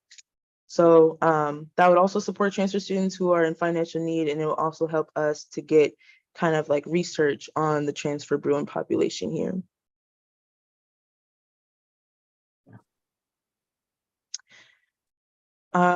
Through my office, one of my initiatives that I hope to accomplish before the end of my term is a Transfer Unity Week. And so for this, I'm asking for 10,000.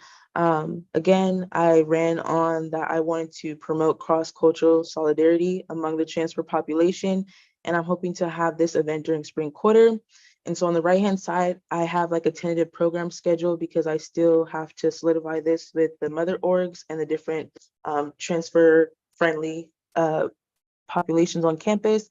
But I'm hoping for the week to begin, I want to have a transfer town hall with the TSR, the Transfer Student Center, and TLC, so we can verbally hear the things that transfers are saying about their experiences, and so that we can better work to improve the campus for these populations. On Tuesday, we would have like Umoja and PTSP have like a Black and Filipino transfer event, and so I'm not really sure what that would look like, but it's in the work. Wednesday, we'd have something like MECHA collaborating with parenting transfers to highlight if there's any needs that these two populations have, or if there's any intersections that we can highlight. On Thursday, I was thinking like VSU, See Clear having a collaboration with Holly, the transfer experience, and then ending with ASA and PISA to have their event centered around API and Pacific Islander transfers.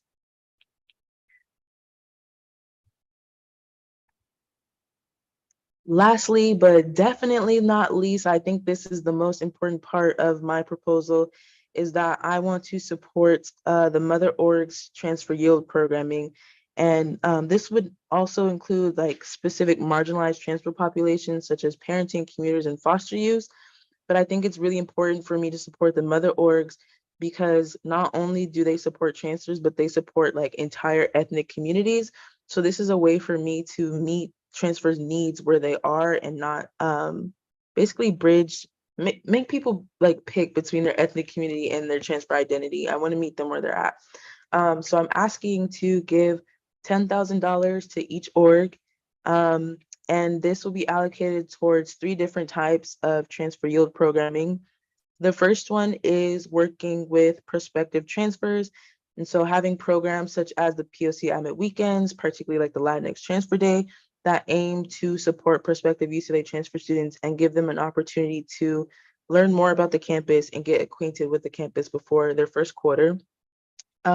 Working with transfer who are already here, so yield events that center around transfer Bruins, such as the Umoja and MECHA banquet that will be in spring, or PISA's field trip to the Ethnic Art Museum, which is culturally empowering, but it's also focusing on allowing transfers to see the general LA area, which I think is amazing. And then lastly, supporting transfer alumni, which I think is completely overlooked. So initiatives that address the particular needs of transfers that have already graduated, such as See Clear's Career Alumni Conference, but this would also include like job opportunities and helping transfers who want to go to grad school.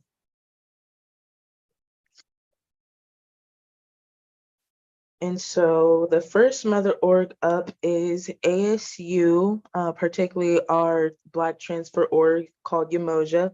I put ASU first because I am ASU's transfer coordinator. I'm also one of the membership coordinators for Umoja. And so these two populations, these two student groups focus primarily on Black transfers. I put examples of events that we're planning to host at the bottom. So with our $10,000, we hope to allocate some of those funds towards the Black Bruin Transfer Extravaganza. Like I mentioned earlier, the entity DOP has been really, really confusing for all the different POC transfer admit weekends, and they aren't really supportive of us. So I would like to pick that lack up with the TSR funds, particularly the BBTE like budget is 20,000 this year, so it's really expensive, and a lot of that is going to be food and housing. So I'm hoping to alleviate some of that financial stress.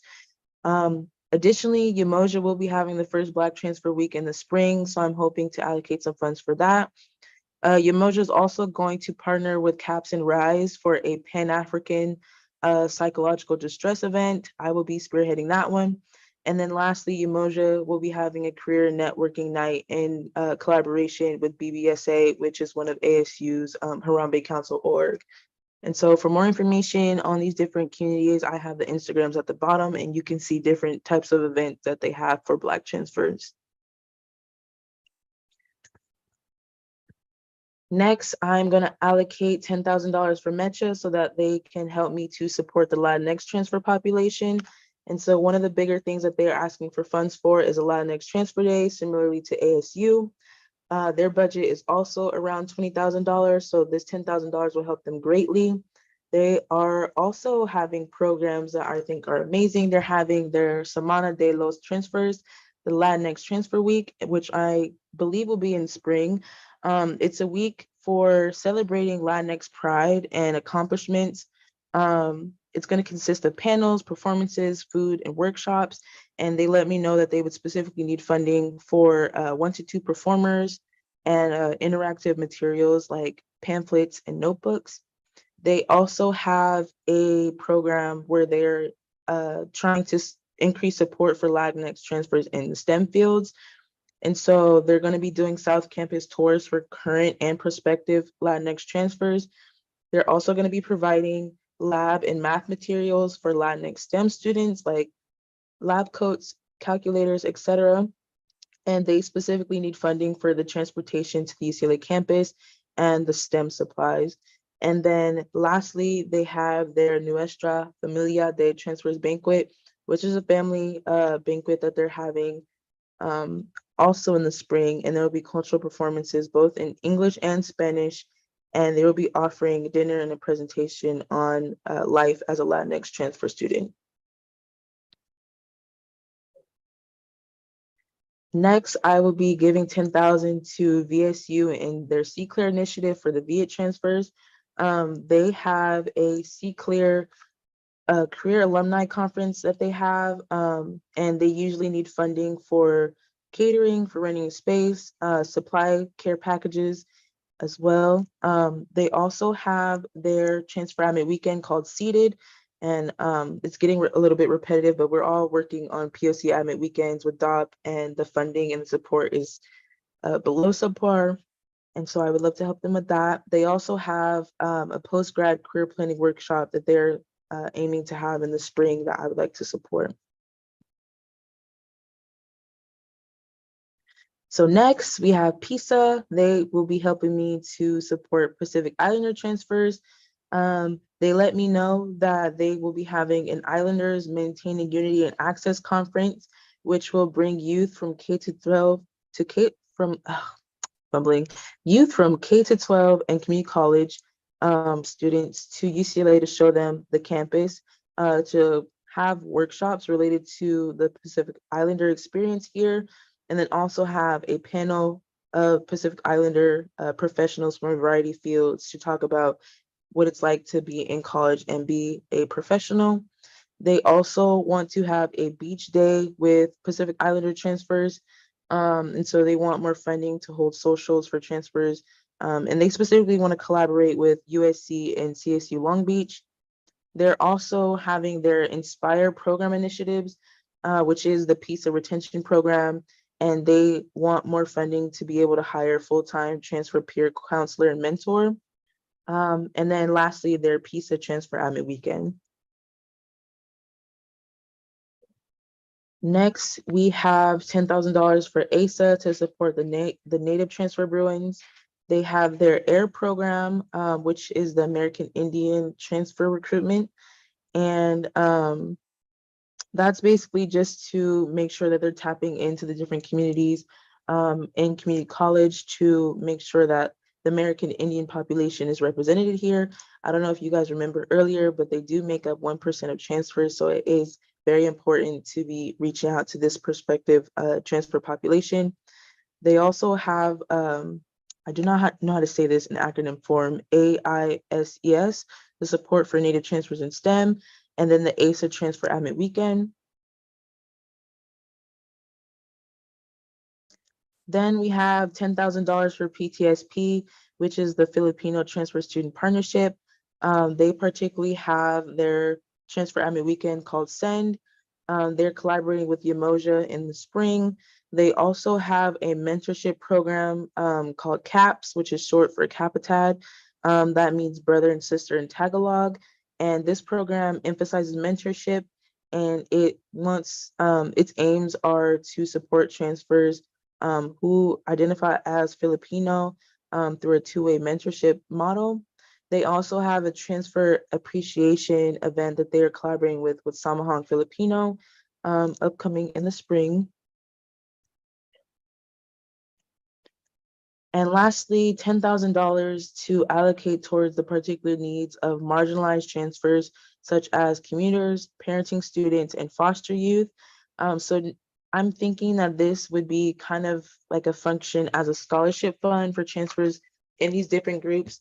And so I put like commuter transfers if they have any specific transportation costs that I could help them with, parenting transfers, any childcare funds that they need, and then foster youth transfers. There's nothing really specific, but I put like funds in transportation and to collaborate specifically with the Bruin Guardian Scholars, which I'm a part of. It's the entity at UCLA that works specifically with foster youth.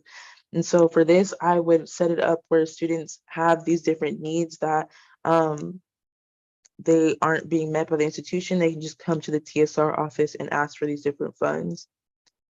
So that was a really quick overview of what I plan to use the 100K for, but this is my works cited, and thank you all for listening. Please let me know if you have any questions, and I will try to clear up any confusion, but I just pray and hope that you guys will understand that the transfer community needs this 100K. It's not just going towards one community, it's going for all of us. And yeah, I think USAC could be doing a lot more to support transfers, and supporting this surplus proposal would be a way for USAC to do that. But yeah, thank you. Awesome. Thank you so much. Awesome. Thank you so much. I'm sorry, I forget can't unmute.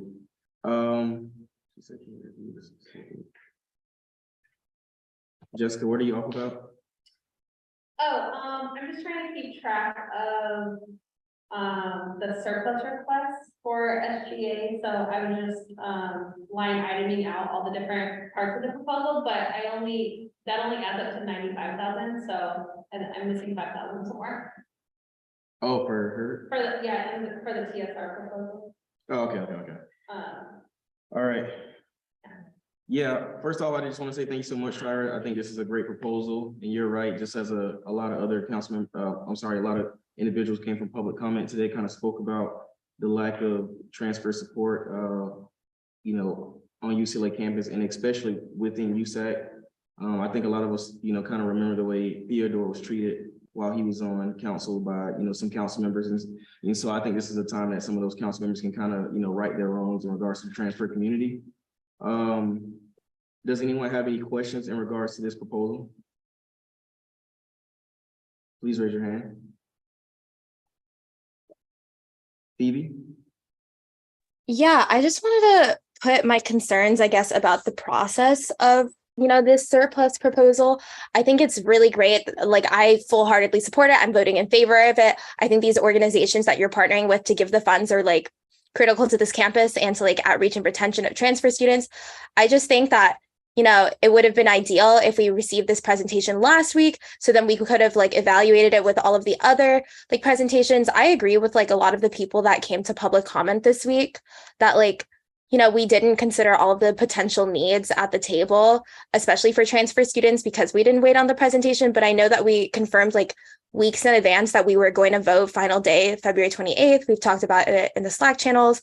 And, last week when we did ask about how much money like we were going to give to the TSR proposal, like I remember like it was stated that it was going to be around like 15 to 20,000. And that's why we gave the $17,500. If I had known that like, the proposal would have been like $100,000, we could have set that money aside. Like we're definitely, I don't think like people on the council necessarily like wanted to give TSR less. It just wasn't requested like with all of the other proposals. So I do apologize for like not having further conversations to support this proposal like earlier, but I do wish that was communicated beforehand. So then we could have given this proposal the full support it needed. Tyra? Yeah, I just want to say thank you, Phoebe, for that comment, but also that I have made it clear, I feel like very clear that I, as a TSR, have needed additional help, especially because Teddy left in the middle of the term and I came in the middle of the term. I've been having issues transitioning. I did not know the timeline for the surplus proposals, and you guys may have mentioned that in Slack, but I've been trying to do other things for the budget. In addition to that, I do remember last meeting, I sent multiple comments in the chat. I also asked multiple times if we could table the vote so that I could give my presentation. And if I remember correctly, all of you guys were in agreement that you wanted to vote on the money now because all of your offices needed money. So correct me if I'm wrong, but I did ask multiple times if y'all could table the vote so that I can give my presentation, because I knew that what I asked for originally, I knew that 10,000 wasn't enough. I threw that out as a ballpark because I didn't want y'all to give me crumbs, and y'all still ended up giving me crumbs. And I wasn't going to be able to get those crumbs if like 3 people didn't give up funds.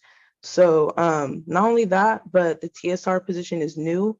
And so if y'all understand that the TSR position is new, there should be additional support for the newer offices, and I have not received that. So once again, I did ask in multiple ways if y'all could support me, and I did not get that support.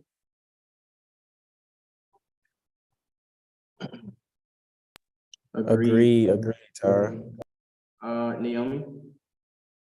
Yeah, I just wanted to say I am sorry that you definitely felt and have been unsupported, but I would just like to also point out that I don't want to speak for everybody, but I've been unsupported too. Like I said in our couple meetings ago, like my advisor in Seoul didn't reach out to me until week 4, was it, of this quarter, after being in the role for how many weeks now. So it's just like, I think a lot of us have gone unsupported. A lot of us lack transition documents, and a lot of us have just had to find our way through this role. But I am sorry that I didn't reach out and support you in all of this. I do apologize for that. And I definitely back your projects. These are really amazing. I'm really glad that you were able to put this together.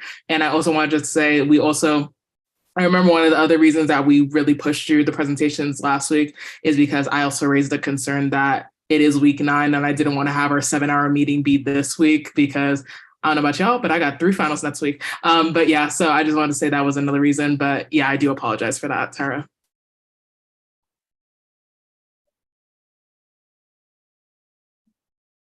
Keon? Hi, Tyra. Thank you so much for presenting. I think it's a lot of great ideas. I just want to know if we can also do both proposals before we vote, just like last time, so we could see if people want to put the money one way or another, same way as last week.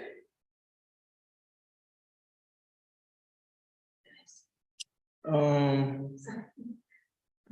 mean, we could, what are council members feeling? Do they want to, because we can discuss the veto in depth a little bit. And then we can just, vote on both surplus proposals. So what are council members feeling? What do y'all want to do?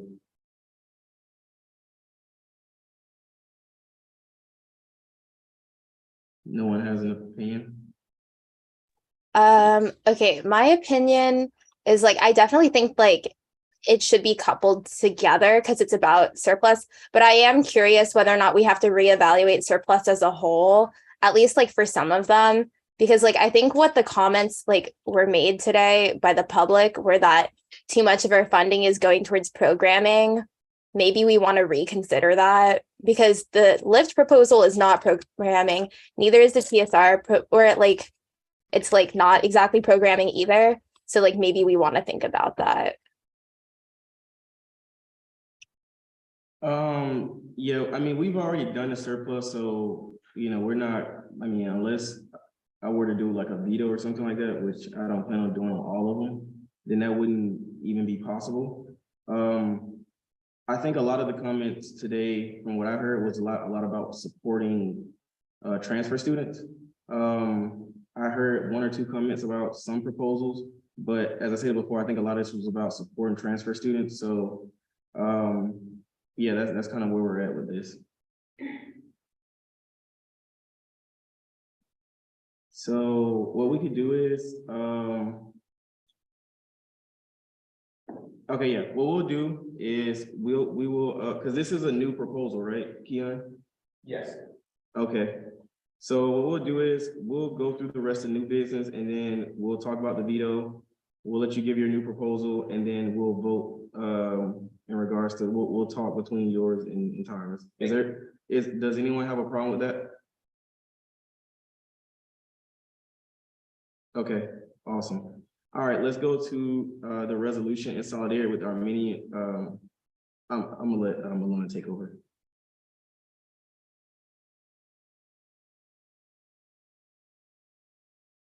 Malone?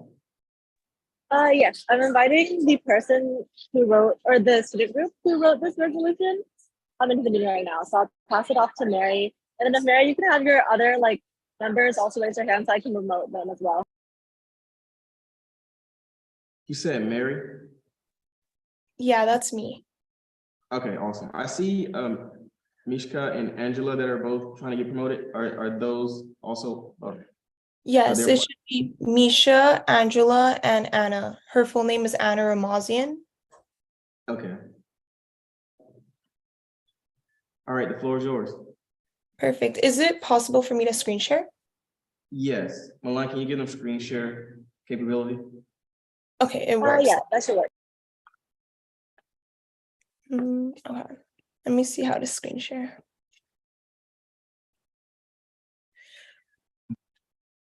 Okay. Do you see just the presentation?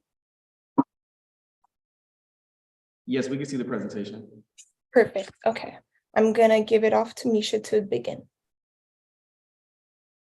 Hello there. My name is Misha Grerian Hall. I'm a second-year student and a member of the Armenian Students Association, speaking in support of the resolution before us to stand in solidarity with the Armenians of Artsakh and demanding that UCLA stand with the Armenian students and denounce Armenophobia.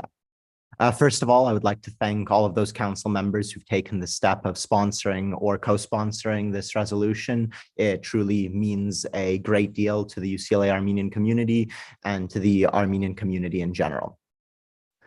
So since December 12th, 2022, a group of Azerbaijani persons claiming to be environmental activists have been physically blocking the Berdzor-Lachin corridor, a vital road between Armenia and the 98% ethnically Armenian enclave of Nagorno-Karabakh, known to Armenians as Artsakh. The corridor serves as the only route by which food, supplies, and medicine can reach the embattled Armenian population.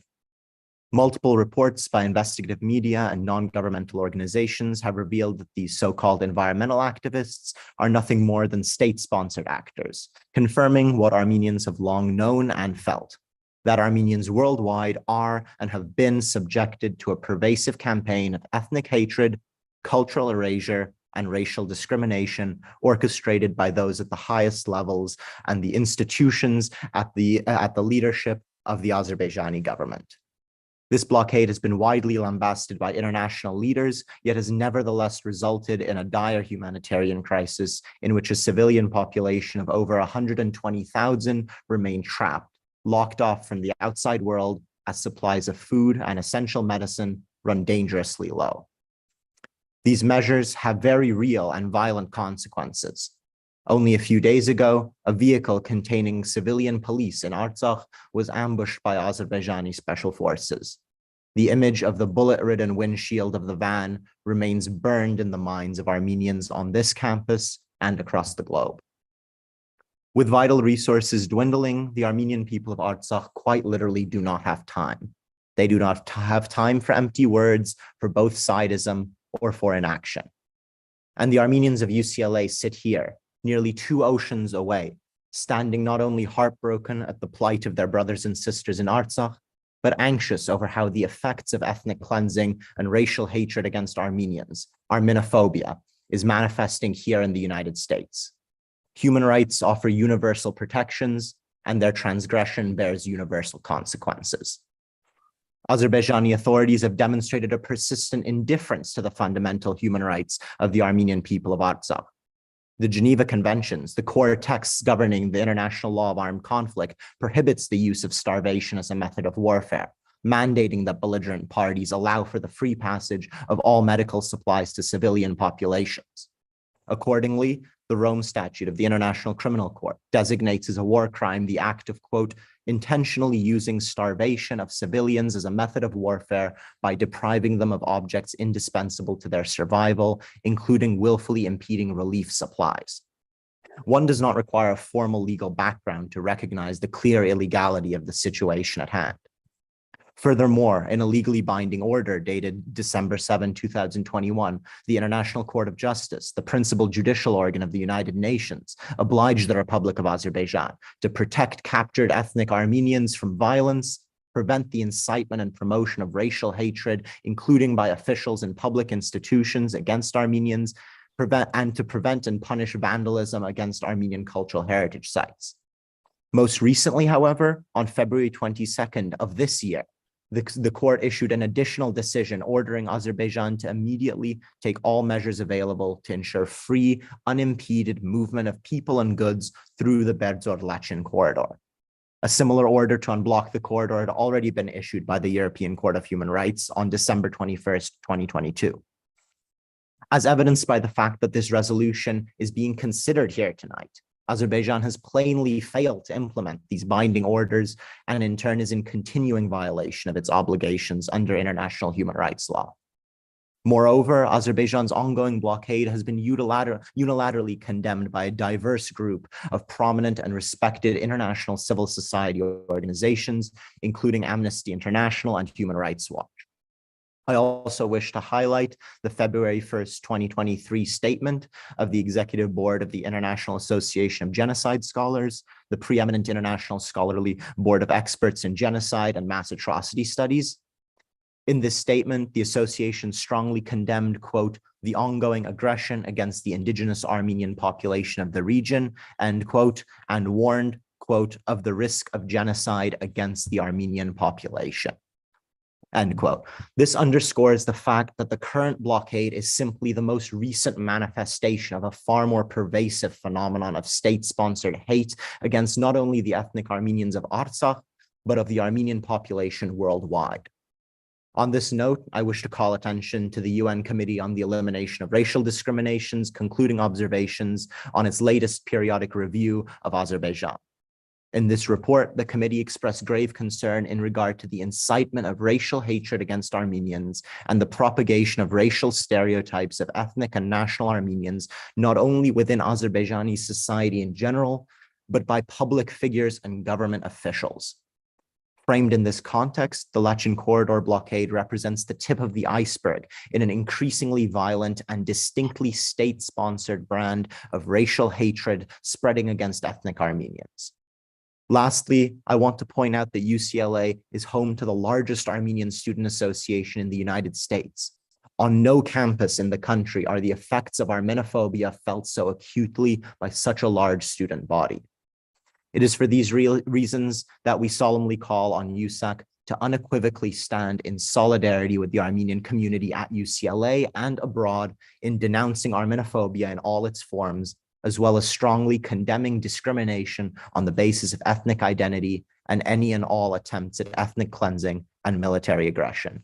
Thank you. I pass it off to my colleagues. While war has been an unfortunate reality for many countries throughout history, its discussion is quick to seize post-war. However, for those who lived through the traumatic experience, the impact remains an invisible but palpable scar. Hi, everyone. I'm Angela Manassian. I'm the president of the UCLA Armenian Students Association. And as a fourth-year psychobiology student, I participated in the immediate mental health effects of the 2020 Artsakh War on Armenians, a cross-sectional study. I'm going to go ahead and drop the link into the chat for anybody who would like to view it. We utilized a cross-sectional study design with a convenient sampling method using a 75-item survey to collect participant demographics, including a 36-point mental health questionnaire with 3 standardized validated mental health surveys, the 9-item patient health questionnaire, PHQ-9, the 7-item general anxiety disorder, G87, and the 20-item post-traumatic stress disorder checklist of the most recent diagnostic and statistical manual of mental disorders, PCL-5. 3 members of our team translated English questionnaires into Eastern Armenian. Results showed real psychological impact on everything taking place in Artsakh and Armenia, especially in the diaspora here in Los Angeles as well. Studies of semi-homogeneous populations have found increased rates of anxiety and PTSD years after war. Ancestrally, Armenian participants were recruited through social media outlets and by word of mouth. Participants accessed the survey through an online platform, Google Forms, with translations available in both English and Eastern Armenian. The use of an anonymous, self-administered questionnaire strengthened our study, encouraging openness to sensitive questions. There were 2 groups, non-direct exposure, NDE, and direct exposure, DE groups. The direct exposure group was defined as having experienced at least one of the following related to the 2020 Artsakh War. 1, the injury of a loved one. 2, loss of finances. 3, loss of a home. 4, loss of a loved one. 5, participation of a loved one in the 2020 war. And 6, sustaining a war-related physical injury. Participants who did not experience any of the 6 exposures were the non-direct exposure NDE group. Analyses for participant demographic characteristics were presented for total DE and NDE groups. Independent sample t-tests again were conducted to compare the PHQ-9, G87, and PCL-5. Analyses of PTSD, depression, and generalized anxiety disorder showed a statistically significant difference regarding severity between both male and female DE and NDE groups. The evidence provided in this study clearly showed the devastating mental health impacts of war on Armenian civilians in Artsakh, as well as Armenians in the diaspora. These findings of significantly higher depression, anxiety, and PTSD mean scores between the DE and NDE groups have implications for the well-being of Armenian communities here. So we also found that there was a 100%, specifically, there was 100% of participants living in Artsakh and 89.2% participants in Armenia directly exposed to war. But most notably, about 50% of respondents indicated that they were living in the United States and they were found to be in the DE group with direct familial links. And this is possibly due to a result of injury or loss of a loved one. But among the groups that had clinically relevant levels of PTSD groups were groups who had a loved one be injured and groups that sustained a physical injury during the Artsakh 2020 war. This is just one study, and we are currently uncovering mental health of Armenians in the diaspora and hope to continue investigations into diaspora mental health, which continues to be an uphill battle today. As a student myself at UCLA, I struggle to maintain the balance of supporting, calling, and checking in on family members in Armenia while dedicating my whatever time I had left to studies, as well as performing my best in courses. I myself lost my godbrother, who was 18 years of age, due to mandatory military service for males ages 18 to 27 in Armenia, for the right to live. I felt the need to join this research initiative to shed light on a very sensitive subject for many Armenians. Our results suggested an association between direct exposure to war in Artsakh and increased depression, anxiety, and PTSD severity, suggesting an immediate need for mental health resources. Implications for the study include the development of targeted evidence-based psychotherapeutic methods based on specific direct exposure factors. And so In this resolution, we ask that USAC urges the UCLA administration to offer additional CAPS counseling services for Armenian students in light of this unfolding crisis. Thank you very much. And I'll pass it to my colleague. Hi everyone, my name is Mary Kashgarian and I am a third-year psychobiology major here at UCLA. I am the current external vice president of the Armenian Students Association. And beyond the psychological impact Armenians have faced throughout the past 2 years since the 44-day war, there are hate crimes everywhere. Armenians feel very unsafe anywhere we go, especially in Los Angeles. This led to our students to create a student-led grassroots resolution. I'm going to start off with one of the experiences that truly bothered us and showed us that there was racism and stereotyping against Armenians by our own LA City Council members. And it was the conversation that is posted in this presentation. Right here, I will read it out loud, where it says Martinez, Herrera, De Leon, and Cedillo discussed restricting in Councilmember Paul Krikorian's district. They discuss his former chief of staff, Arine Ibranosian, and Martinez refers to him as the guy with one eyebrow. Martinez then asks what his last name is, and Cedillo says, I bet it ends with IAN. IAN is a very notable last name along with YAN that represents Armenians. Most of us have our last names with IAN and YAN, and as you can see, Angela's last name is Manassian, Anna's last name is Ramazian, my last name is Kashgarian, and Misha's is Gulasanian. The next incident I'm going to speak about is the flyers that were posted all around Beverly Hills at the scene of an Armenian protest. The flyer reads, Azerbaijan, Turkey, and Pakistan and Israel are 4 brothers that will wipe Armenia off the map, inshallah. The Beverly Hills Police Department also said that the genocidal flyer was considered free speech and made no attempt at investigating the placement of the flyers or protecting the Armenian communication from the incitement to violence. Now, to bring this even close to home, this is one of the submissions that we received with the Turkish flag and the gray wolf emoji at our own Armenian Students Association membership sign up. We had a student sign up for ASA during the Enormous Activities Fair just in September, and the gray wolf was extremely upsetting that you can see right here that we have shown. We blurred out all the other information to protect their identity. The gray wolf was extremely upsetting because they are a terrorist organization that has done hate crimes against not only Armenians, but Greeks and Assyrians as well. They're even banned in several European countries because of their activities. This was an obvious attempt at intimidating and scaring our community. This incident has then forced us to think about security issues, and we've been relying recently on RSVP forms to screen out the people interested in attending our events to avoid anything like this again. After this incident, we talked to the Dean of Student Conduct, and all he did was basically get mad at the student, but with no further actions. We do not want to punish wrongdoings, and we do not want to punish this student. We just want to educate people about the ongoing numerous crises in our country and about the oppression our community, not only in Armenia, but in LA faces. It's about preventing future events like this to happen again and making sure that we are safe within our own community. To move on, we have gotten numerous Daily Bruin articles regarding our efforts to raise awareness for the situation in Artsakh and Armenia, but there has been nothing official from the university.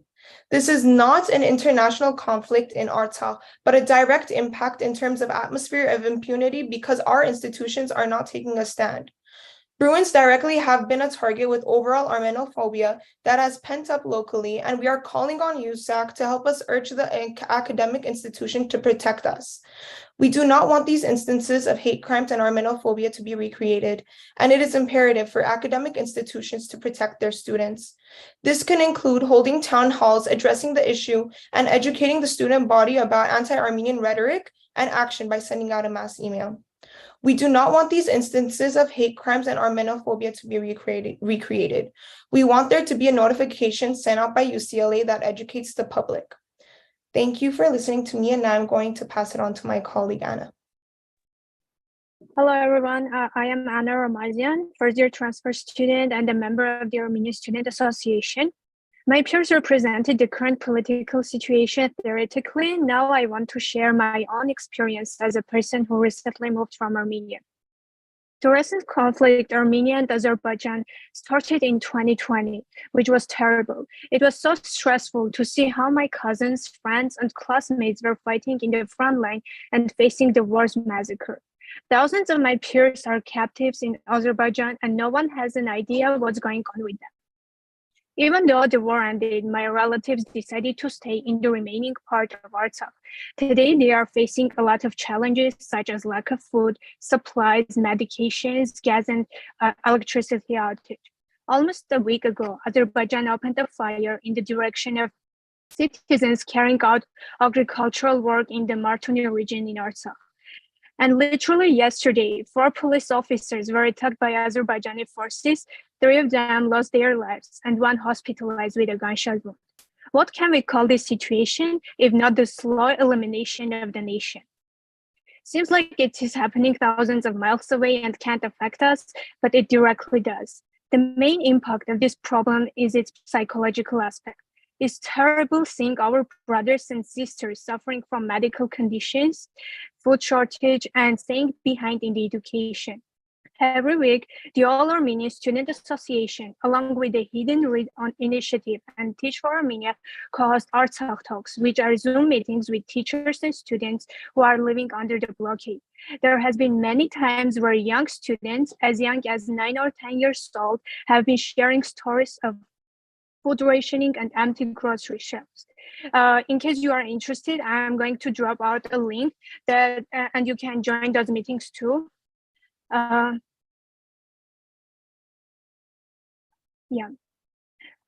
Just to move on several occasions, the power in Artsakh has been cut off as people are talking, disconnecting them all from Zoom meetings. I cannot imagine how people can develop and learn under these conditions, and they are being held hostage and oppressed simply for being Armenian. This situation impacts my and my fellow Armenian students' academic standing, as it is completely hard to concentrate on classes while our relatives are struggling for their existence. At the first sight, this situation seems temporary or soluble by giving that little territory to them in the worst case scenario. But I want to bring up the words of the famous Armenian hero, Monte Melkonyan. If we lose ourselves, we will turn the final page of the Armenian history. The world cannot simply watch as 150,000 innocent people are forced to abandon their identity and forcefully integrate into one of the most impressive autocratic states in the entire world. Hence, this is not the conflict of a small territory, but the whole nation. They are trying to eliminate our nation, and not only territorially, but also culturally and historically, by destroying our identical values. Sometimes we face the haters spread in Los Angeles too. As Mary mentioned, the posters, but also they are doing some vandalism with Armenian schools and churches, which escalated into a full-scale invasion in 2020. Seems like we live in civil era when conflicts can be solved without wars, but we see another type of genocide at a slow pace happening now. In 1915, when Armenian genocide happened, technology wasn't that developed and people didn't have ways to inform the world about the massacre happening to them. Today, I consider my responsibility to raise awareness about Armenians and Armenians' right to exist. We don't want these instances of hate crimes and Armenophobia to be recreated. We want there to be a notification sent out by UCLA that educates the public. And right now, we are asking USAC to call on UCLA administration to eliminate Royce Hall to take a first stand against genocide, ethnic cleansing, and Armenophobia. Thank you.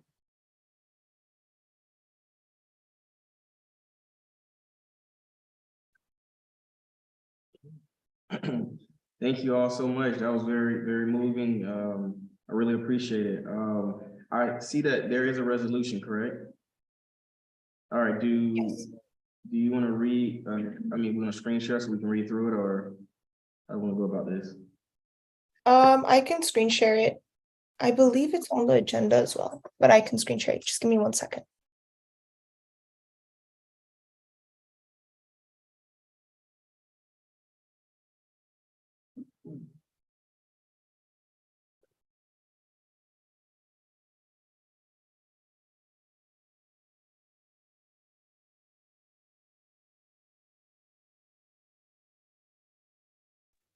Can you see my screen?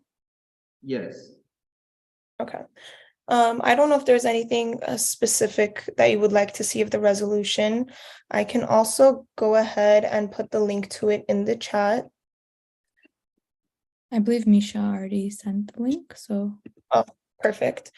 Basically, this first page is us explaining the current situation. And at the end is where we would like, is what we would like USAC to do. So in order for it to be resolved, we would like USAC to urge the UCLA administration to send a mass email to all students, faculty, staff, and administrators that acknowledges the situation in Artsakh and takes a stance of solidarity with Armenians in the UCLA community, educates the campus community on the situation of Artsakh, provides resources to those affected by the events, and affirms support of the principle of self-determination for the people of Artsakh. And there's a couple things that we could do, but there is also that, as we said in our presentation, we would like there to be some mental health resources by CAPS to help our students in UCLA, because although we are thousands of miles away, that only makes the pain harder because we see every day in the news, whether it's by text from family and friends or in the Armenian news about new soldiers, probably all of that's our age, younger than us, older than us, fighting and for something that honestly is hurting us in the end. It's truly disheartening to see the situation in Armenia because it's by a genocidal state, as Lemkin Institute provided the information for, because they have coined Azerbaijan as a red flag state, as a genocidal state. And all we are asking for is just support. We just want USAC to help us vouch for Armenian students, protect Armenian students, and just give us the resources that would truly help us in the end. Awesome. Thank you so much. Okay. Thank you once again. Thank you all so much for coming here today and the amazing presentation. I learned a lot tonight. I know a lot of other council members may have something to say as well. I do want to open up the floor to other council members. Do you have any questions, concerns, or comments that you would like to relay regarding this resolution? Naomi? Yeah, I just wanted to thank you all for sharing parts of your stories and really just bringing yourself and doing the research behind this and just informing us tonight of these issues. Also, I would love to volunteer to help work on some of these tasks that you provided in the resolution, and definitely work with y'all on that if needed, like whatever we want to do, if we want to form like a task force for USAC as well. Hanzika? Yep, I just want to second everything Naomi said and also commend everybody who's come out from your organization to kind of represent the body. I think this is a matter of great urgency, and I would definitely urge council to like support them in whatever way possible. And aside from that, I mean, I've met with you already in person, like personally as well, but I just want to reinstate that I am willing to like talk to like CAPS on your organization's behalf and organize whatever resources or any kind of healing space or anything that you require that you think would be ideal for your community at this difficult time. And yeah, I just think the entire student body stands in solidarity with you, and we're here to support you no matter what you need. And I really appreciate you all for coming out to council once again and sharing your stories and just having like faith in us and thinking that we are important enough to like represent you guys. So I really appreciate that. Milan? Everyone, yeah, I just wanted to second everything that everyone else has said, and thank all of you for coming out. I know that when Mary reached out to me about this resolution, I was in full support and I was super excited to kind of hear this presentation. And I also like to thank you all for being comfortable enough to also share like your stories and educated counsel, because I think that these stories are something that definitely should be heard. And I hope that more students will be able to know about it and also support you all. But yeah, that's all I have. But I think Alicia is the last person. Alicia? I want to second what Naomi said as well, and I want to say that like CAC has an open door for you if you need like any resources so that maybe we could collaborate. I know we just had a diversity tour from our DCT series, and we went to Little Armenia, and Thai Town, and like it was really, really wonderful to be able to get a chance to like teach the attendees about Armenia and about Armenian culture and the struggles for liberation. I really appreciate you coming here, and I would love to get your contact info in order to like co-program something. I'm always here. Thank you. Tyra? Yeah, just like what reading what everyone has been saying, like thank you guys so much. This is amazing. The TSR office fully supports this resolution. I wanted to connect with you all to see if I can support the Armenian population here, if there are any transfers that are part of that population. I also wanted to say I particularly love how you guys explained how there's like psychological trauma associated with your social and ethnic experiences, particularly in education, and you know, reaching out to CAPS and making sure that they're adequately supporting you guys with those mental health issues. And then I also wanted to know if I can have your contact information so that I could kind of use this as a template to advocate for you know, a better racial climate for Black Bruins. There is a lot of injustice that Black Bruins experience at UCLA, and similar to the Armenian community, it's been overlooked and no one really likes to talk about it and acknowledge the different ways that UCLA has perpetuated these different phobias. So great work on this, and you guys did a lot of great research, and I appreciate you guys for presenting this to us today.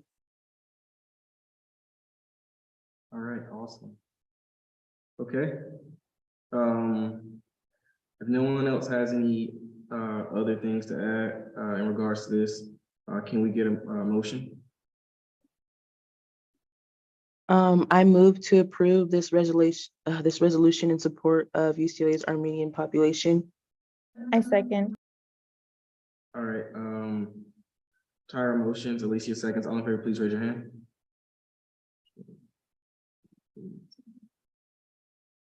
My computer's done. Oh, Bob? Yeah. Is that a physical hand raise? Yeah.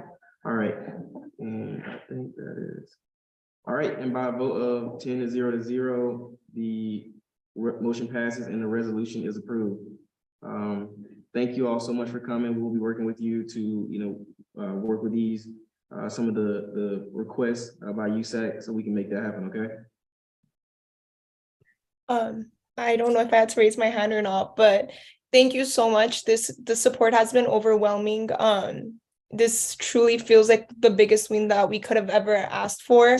Thank you so much for letting us have this opportunity to speak to you all. And I will reach out to Tyra and Alicia for my contact and our president Angela's contact. But thank you guys so much. You have made our year. Thank you.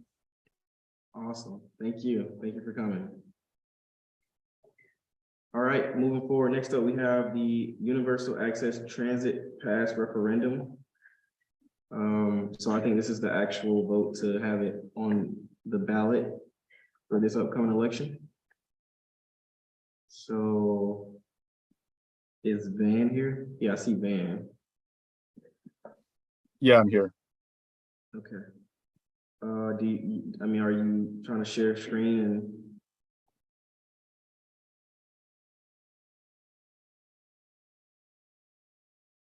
There we go. All right. So do I just read it, the whole thing? I mean, yeah, you can, or you can give a summary of it, or you know, whatever. Right. I think they just did a presentation earlier. All right, I'll read the text. So shall the Undergraduate Student Association, USAC, support a new fee of $2.50 per quarter, effective fall 2023 and terminating at the end of spring 2026, unless renewed, to provide unlimited free access for undergraduate students on all public transportation providers that serve UCLA, including LA Metro Bus and Rail, Metro Micro, Big Blue Bus, Culver City Bus, Long Beach Transit, LA DOT Dash and Commuter Express, Santa Clarita Transit, and Antelope Valley Transit Authority during the academic year. This fee will be subject to an LA County Consumer Price Index adjustment factor every fall in order to address changes due to inflation and any rise in the cost of living. The CPI adjustment will begin annually in fall 2024. This fee will be assessed each academic quarter beginning fall 2023. The fee will not be assessed during summer quarters. The fee will sunset after 3 years at the end of spring 2026 unless extended through the referendum process. Consistent with UC policy, 25% of the amount collected, or 63 cents per quarter in the academic year 22 to 23, will be returned to undergraduate financial aid.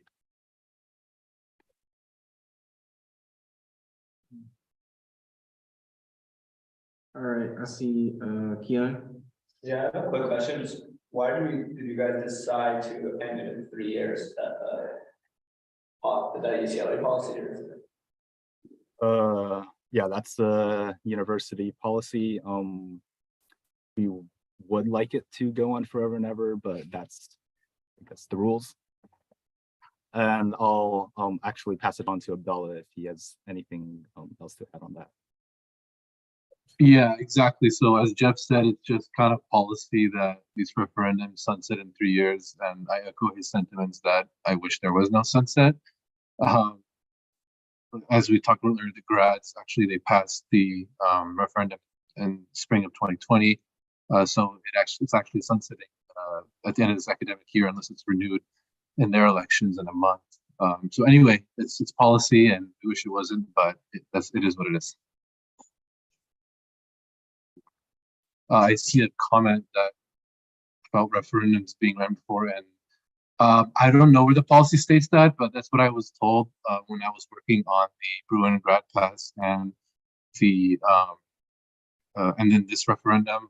I spoke to some administrators, and this is the information I'm given. I don't know if there's any administrators on this call that have specific can reference the specific policy, but it is a policy, and you know, it's been confirmed by. I can give you the names of the administrators I spoke to. I don't have it off the top of my head, but there could be a specific UCLA administration policy under Michael Beck. But yeah. I was just curious. In my years of all referendum writing, you know, we've had advisors from USAC as well as administrators from student affairs or other entities force us to try and, change things. So I was just curious if, that was a new rule now. Simone, we got this is like a discussion between council members and the individuals presenting this, so I'm sorry. But you do bring us some great concerns. You guys are free to answer that question if you would like. I do think that is a good question in regards to the sunset aspect of it. Like who? Yeah, is like. It wouldn't be your bylaws.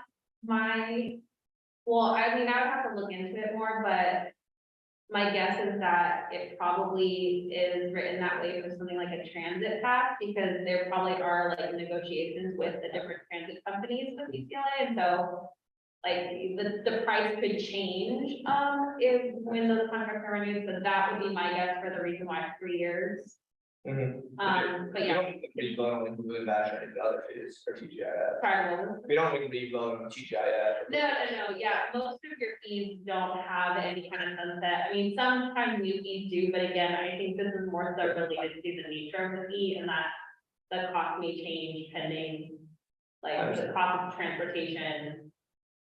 And transportation changes in general, like maybe like one of the transit authorities won't be servicing UCLA in the future, so yeah, that's probably more so my guess that it would be coming from like the transportation side of things, but we can look into that. Yeah, you said the price could change. Yeah, because price or like different service providers. Like, what if ABTA is not a bus coming to UCLA anymore? Then that would be an option for the transit pass. So my guess is that it's more so related to that, but we can look into that. Okay. And I think the language still has to go through the chancellor's office and then also through approval with UCOP. So, you can still vote to have it show up on your ballot, but there's gonna have to be some additional follow-up to finalize the language before it goes on the ballot, so you have time to clarify all. Thank you. Okay. Does anyone else have any questions, concerns, or comments regarding this?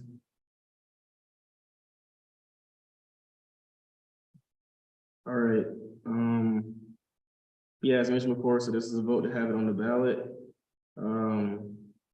Keep in mind that there will be other referendums that will also be going on the ballot or will, be going up for a vote.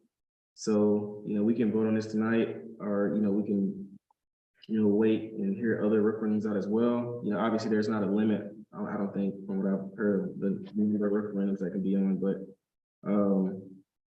yeah, Tyra. Hi, Carl. I just wanted to ask to make sure, like, what is the deadline for referendums? Like, what is the timeline so that for the one that I plan to write, I can make sure that it's in for the vote? That is a great question. That is a great question. I think we'll have to talk to E-Board about that. It may be like when, candidate, like when, I guess like it might be at the end of this month, like when they, I guess like finalize candidates and stuff like that. That could be it, or it may be a little bit longer. I don't think it's, obviously it's not past due currently. I don't think it's like anytime super soon. But we can follow up with E-Board about that. Okay, thank you. All right, if no one else has any other questions or concerns regarding this, can we get a motion?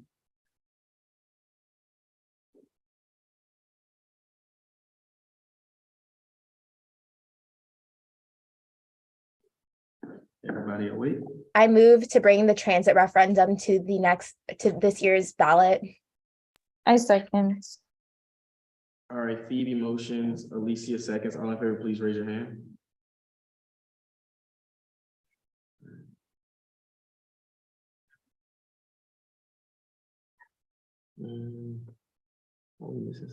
Plus the bar. Oh, that's right. All right, by a vote of 10-0, the motion passes and the Universal Access Transit Pass referendum is approved. Obviously, there's a process, so it's not 100%, but it's gonna go through other individuals first. Right, so yeah, I think Jessica just put in the chat. All right, moving forward, a discussion on strengthening USAC by creating an archive and alumni network and having a retreat. So I guess Eliana, do you want to take this? Eliana, Danielle, and Tyra. Hi, so I'll start. So yeah, the basic bottom line here that I was thinking, especially after Tyra was talking about this in her last officer report, which I really appreciated the honesty of that we could use more community, more institutional knowledge over here. And I was thinking about some ways to do that. And I had some good conversations with Danielle and Tyra. So a few things. First of all, I feel like a alumni network would be helpful because that's a great opportunity for us, for our predecessors and our successors, because there's hundreds of students probably who've been in USAC. And that's just a wealth of opportunity to connect with people who share some of our passions and experiences, and the opportunity to gain institutional knowledge about what's been done in the past, what worked, what didn't work. So that was one of the things. The other thing was an archive, kind of along the same lines, to make sure that we know what's gone before us. We know what, again, having that background, and I mean, a certain level of this basic stuff like the special education membership fee, which ties into a lot of the issues we're having with CPO, is not listed on our website, and I don't know where to find it and stuff like that. And then beyond that, just to actually have like a record of all the stuff that's not going to end up in the daily ruin or meeting minutes or stuff, but that would be worth knowing. And then also just, I think we're supposed to have a tweet, and we haven't had one yet, and haven't heard we're planning one. So I want to make sure that happens. So those are the basic items. If Tara wants to jump in, if anyone else wants to jump in, go ahead.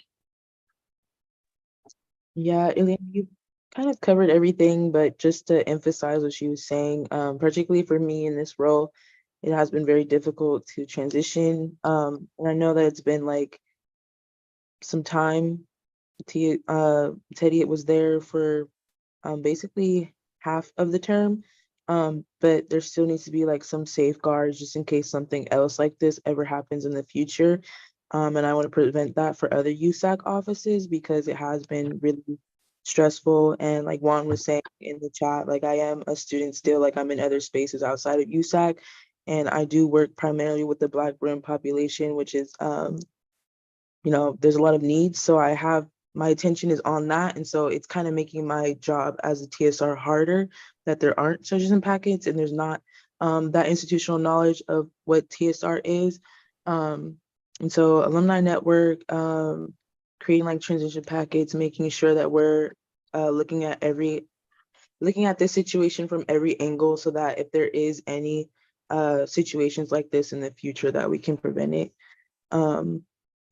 But yeah, thank you, Ileana, for initiating this. It's really important work. And so I speak for everybody when I say I appreciate you. I appreciate you too, Tyra. You're great. But yeah, Lori, to answer your question, I feel like a USAC historian would be a cool appointment. And like, probably right now I have a desire to kind of like go back through like the past, I don't know, past several decades and pull up the stuff that's gone on in the past, but also just to have a historian going forward who can maybe, because they already have like minutes and stuff, but maybe to record some more stuff that's like a bit more behind the scenes that's still worthwhile for people to know in the future. So stuff like that. I've also talked a bit with Stephen Moore about the alumni network. So Yes, Devon. I know that, I think someone mentioned it earlier, just like kind of in terms of transitioning, making some form of like, or like sending over paperwork to admin at the end. Is there a way to make that a form of requirement for the EVP office specifically? We have to do transition documents, like even from the directors to chief of staff that are in the office every year, and then we give it to the next EVP. And that helped me a lot, besides the fact that I was in the office, but it helped me a lot, kind of understanding the background and the actual leadership role in the EVP office. Maybe making it some form of requirement and in the bylaws or something. Because even Teddy got a transition document from last year's guide too. I don't know where it went. Obviously, Tyra didn't receive that sadly, but just making that like universal requirement within all these tech offices would be really helpful, I think. If possible.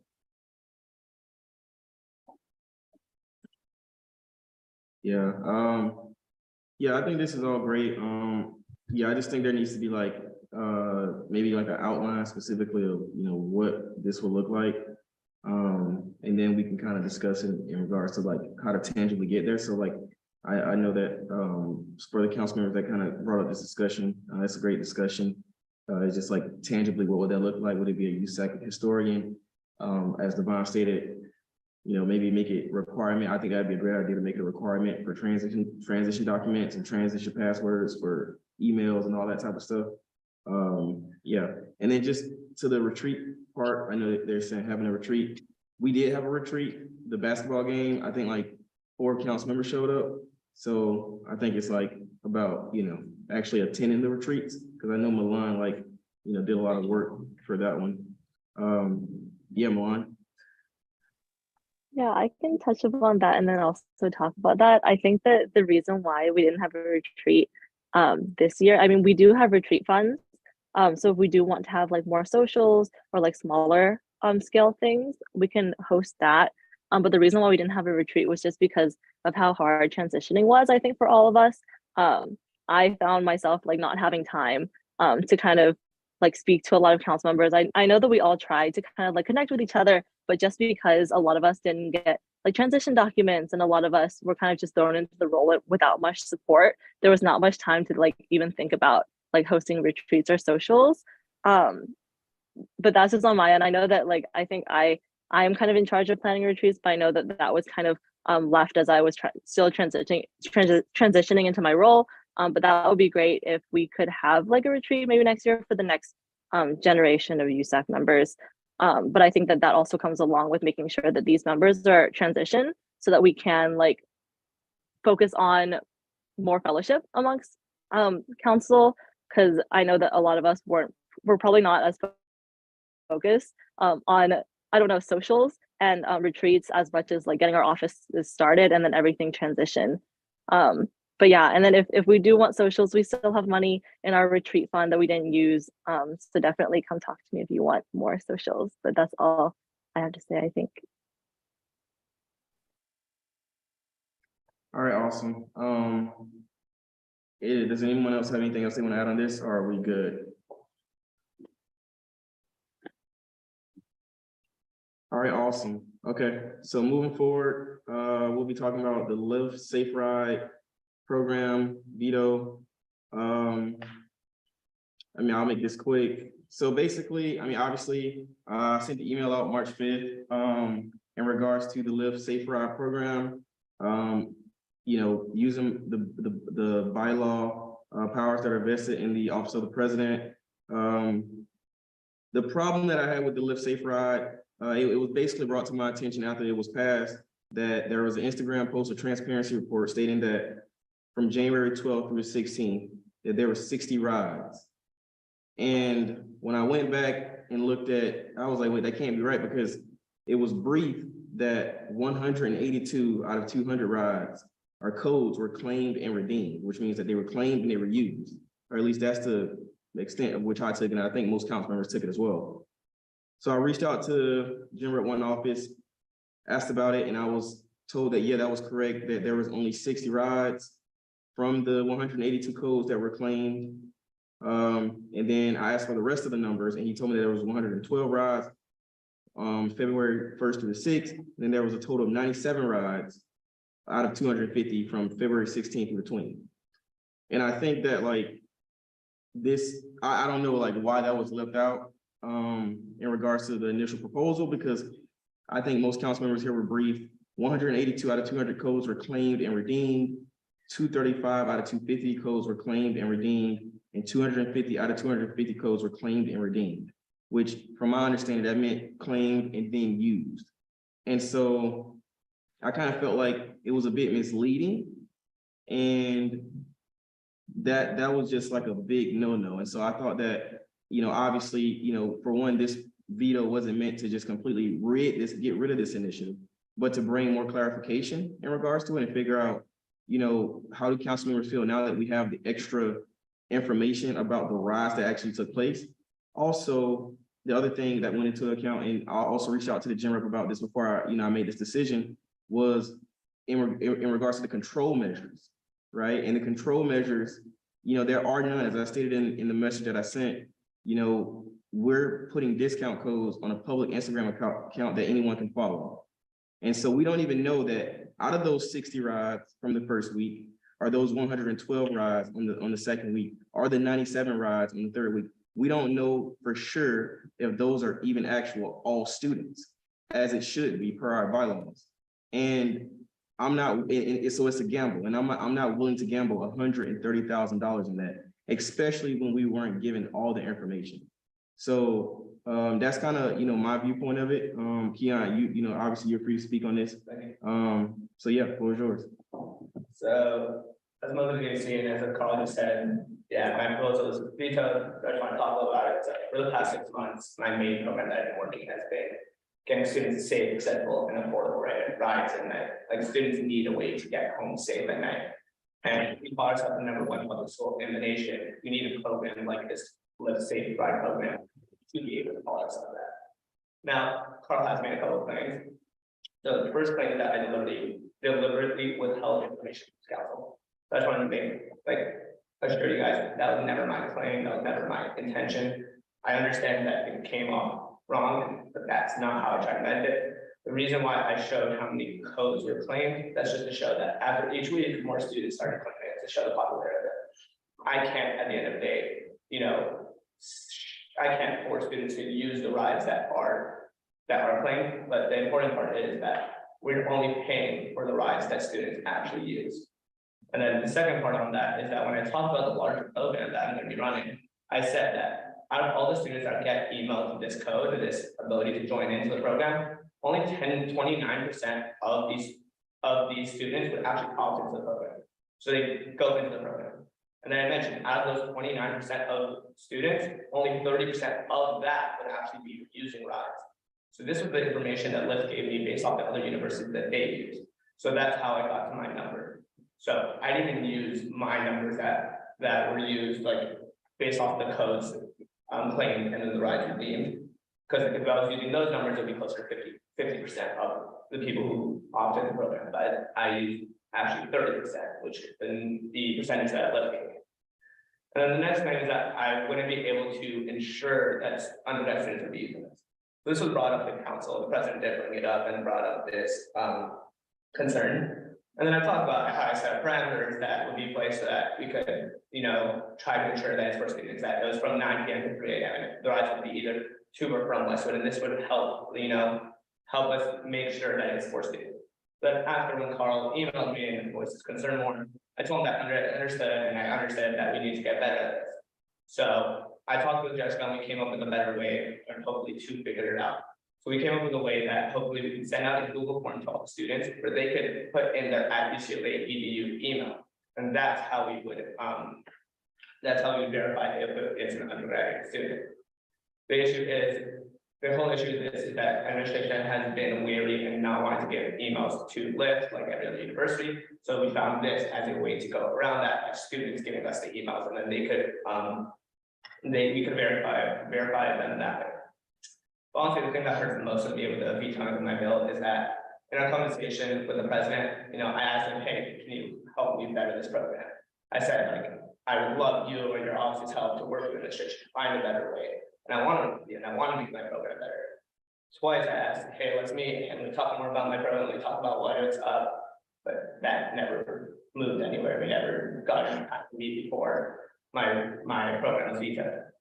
So the program is an idea that I ran a campaign on. It's what the student body voted me on. That was one of my big plans that I would be bringing this to campus. So I worked on this for the past 6 months, day in, day out for countless hours. I've met with administration and Lyft for countless hours. The fact that my proposal is vetoed even before the meetings, maybe even before hearing my side, I think it hurts a lot.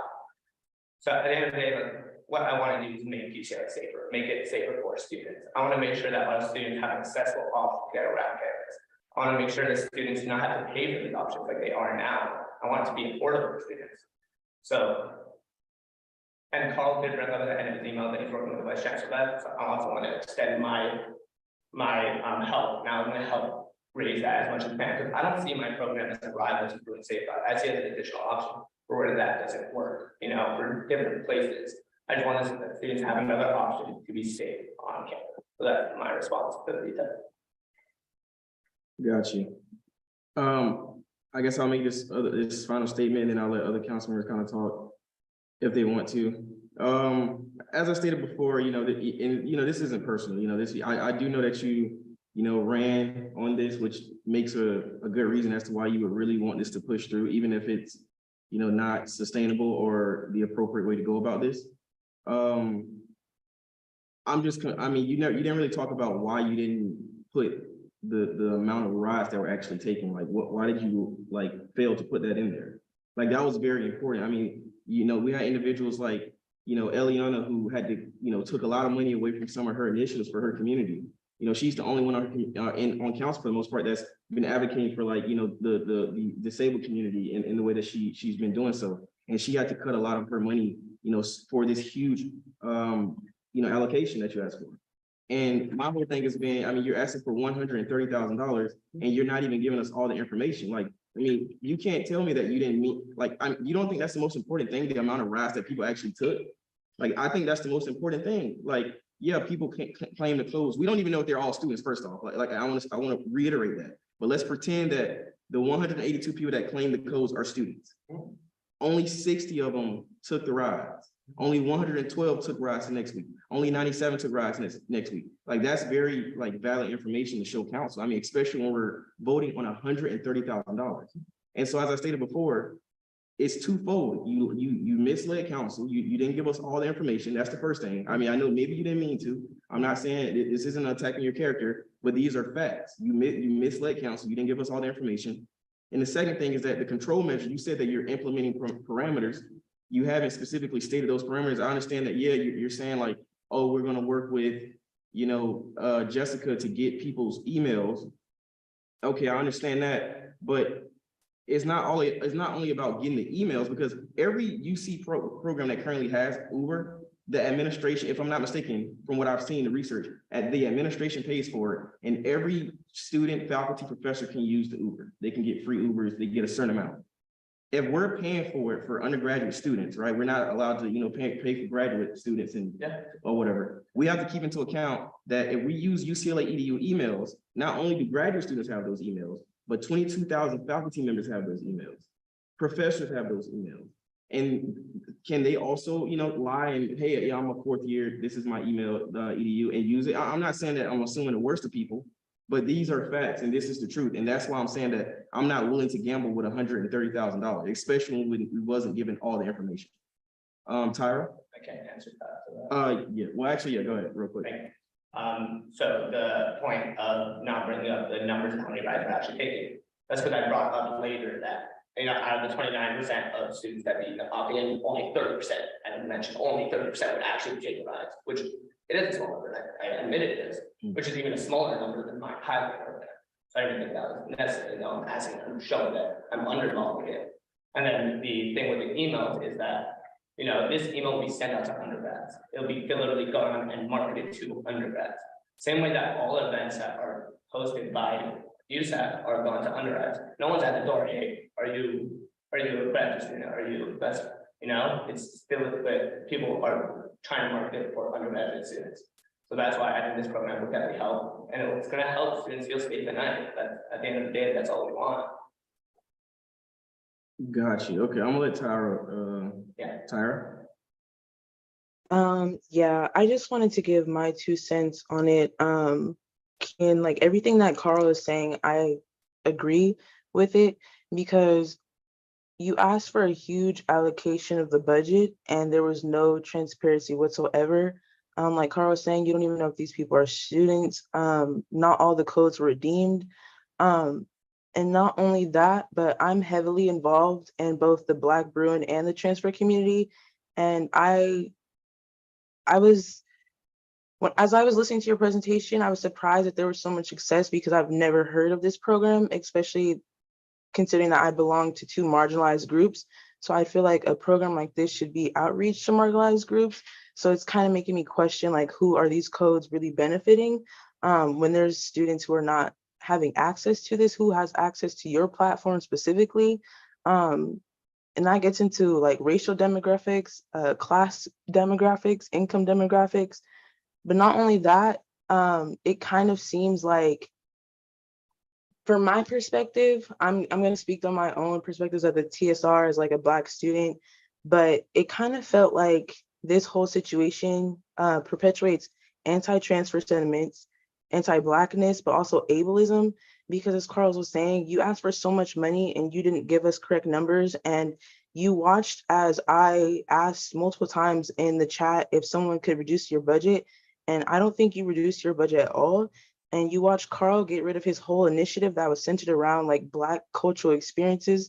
And you watch Ileana, someone who's advocating for disabled students, get rid of a large portion of her budget as well. So I just want to hear your thoughts on that. And if you could, basically say like your reasoning behind that. Yeah, you go. Thanks. So one thing that I mentioned is like, who is it marketed to? So we marketed it as much as we could. I also sent it to every USAC member on Instagram, pleading with you guys, please share this out, please share this every time. Every single week at this council meeting, I said, hey, I'm doing this, hey, please get this out. So I think every member on this council should have been informed about it. And hopefully I wish for them to get it out to their constituents.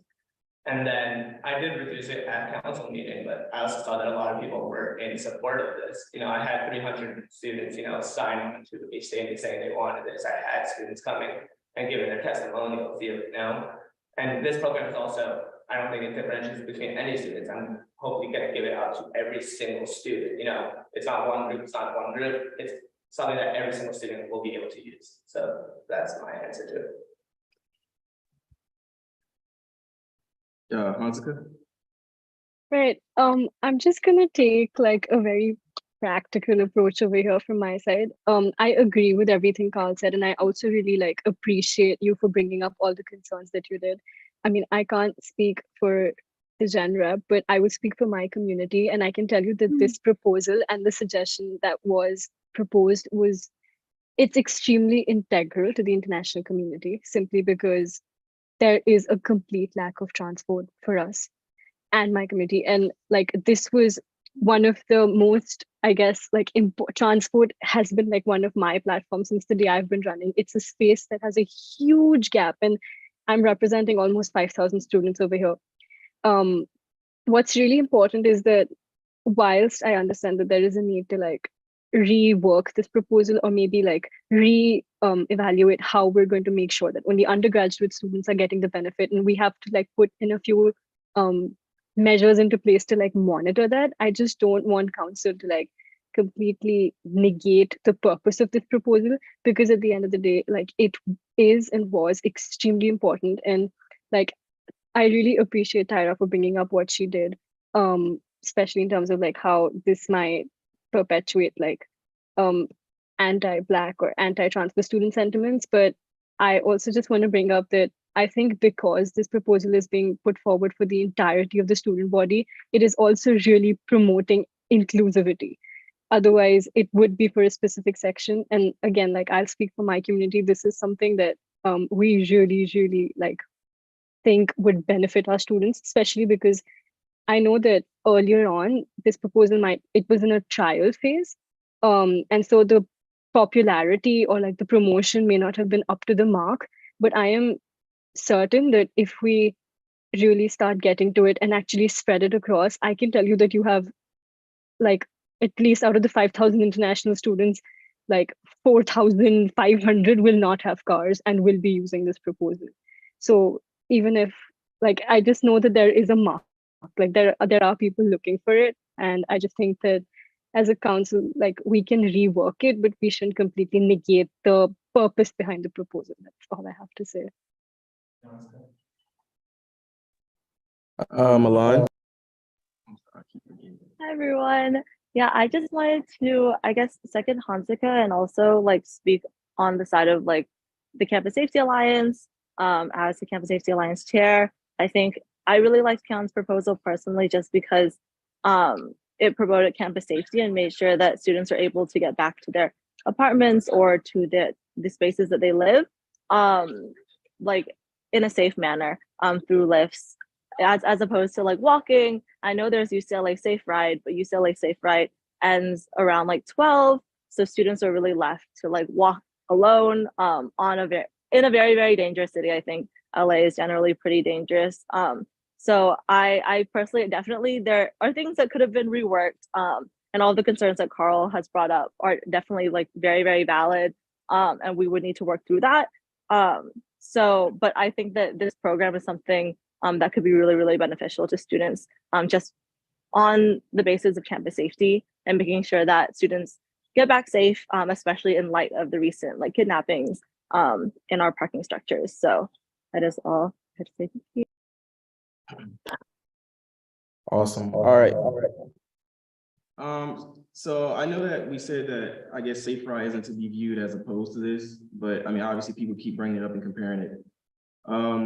As I stated before, my office worked with the Vice Chancellor, Michael Beck. And so Safe Ride will be operating until 2 a.m. And the hours are going to continue for regular weeks during the following quarter as long as students are utilizing rides. So that's something that's coming up for finals week. So next week, it'll be operating until 2 a.m.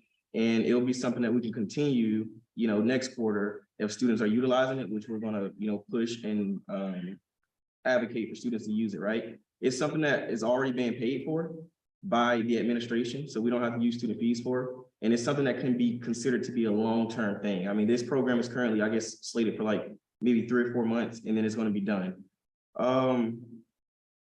Once again, I'm not attacking the program itself or its purpose, right, or its initiative, right, which was to keep students safe, get students home safe. right? And I think that, you know, Bruin Safe Ride is doing that currently. We're working with them to do that without paying our own money, right? Which would be something that would be over long term versus 3 or 4 months. But at the end of the day, like, we were, you know, council was misled. You know, we weren't told the appropriate numbers. And as I stated before, it is currently a gamble. The way it is set up, the way the pilot program went was a gamble. And the way that it's going to be set up in the future, it seems to be that it's going to be a gamble.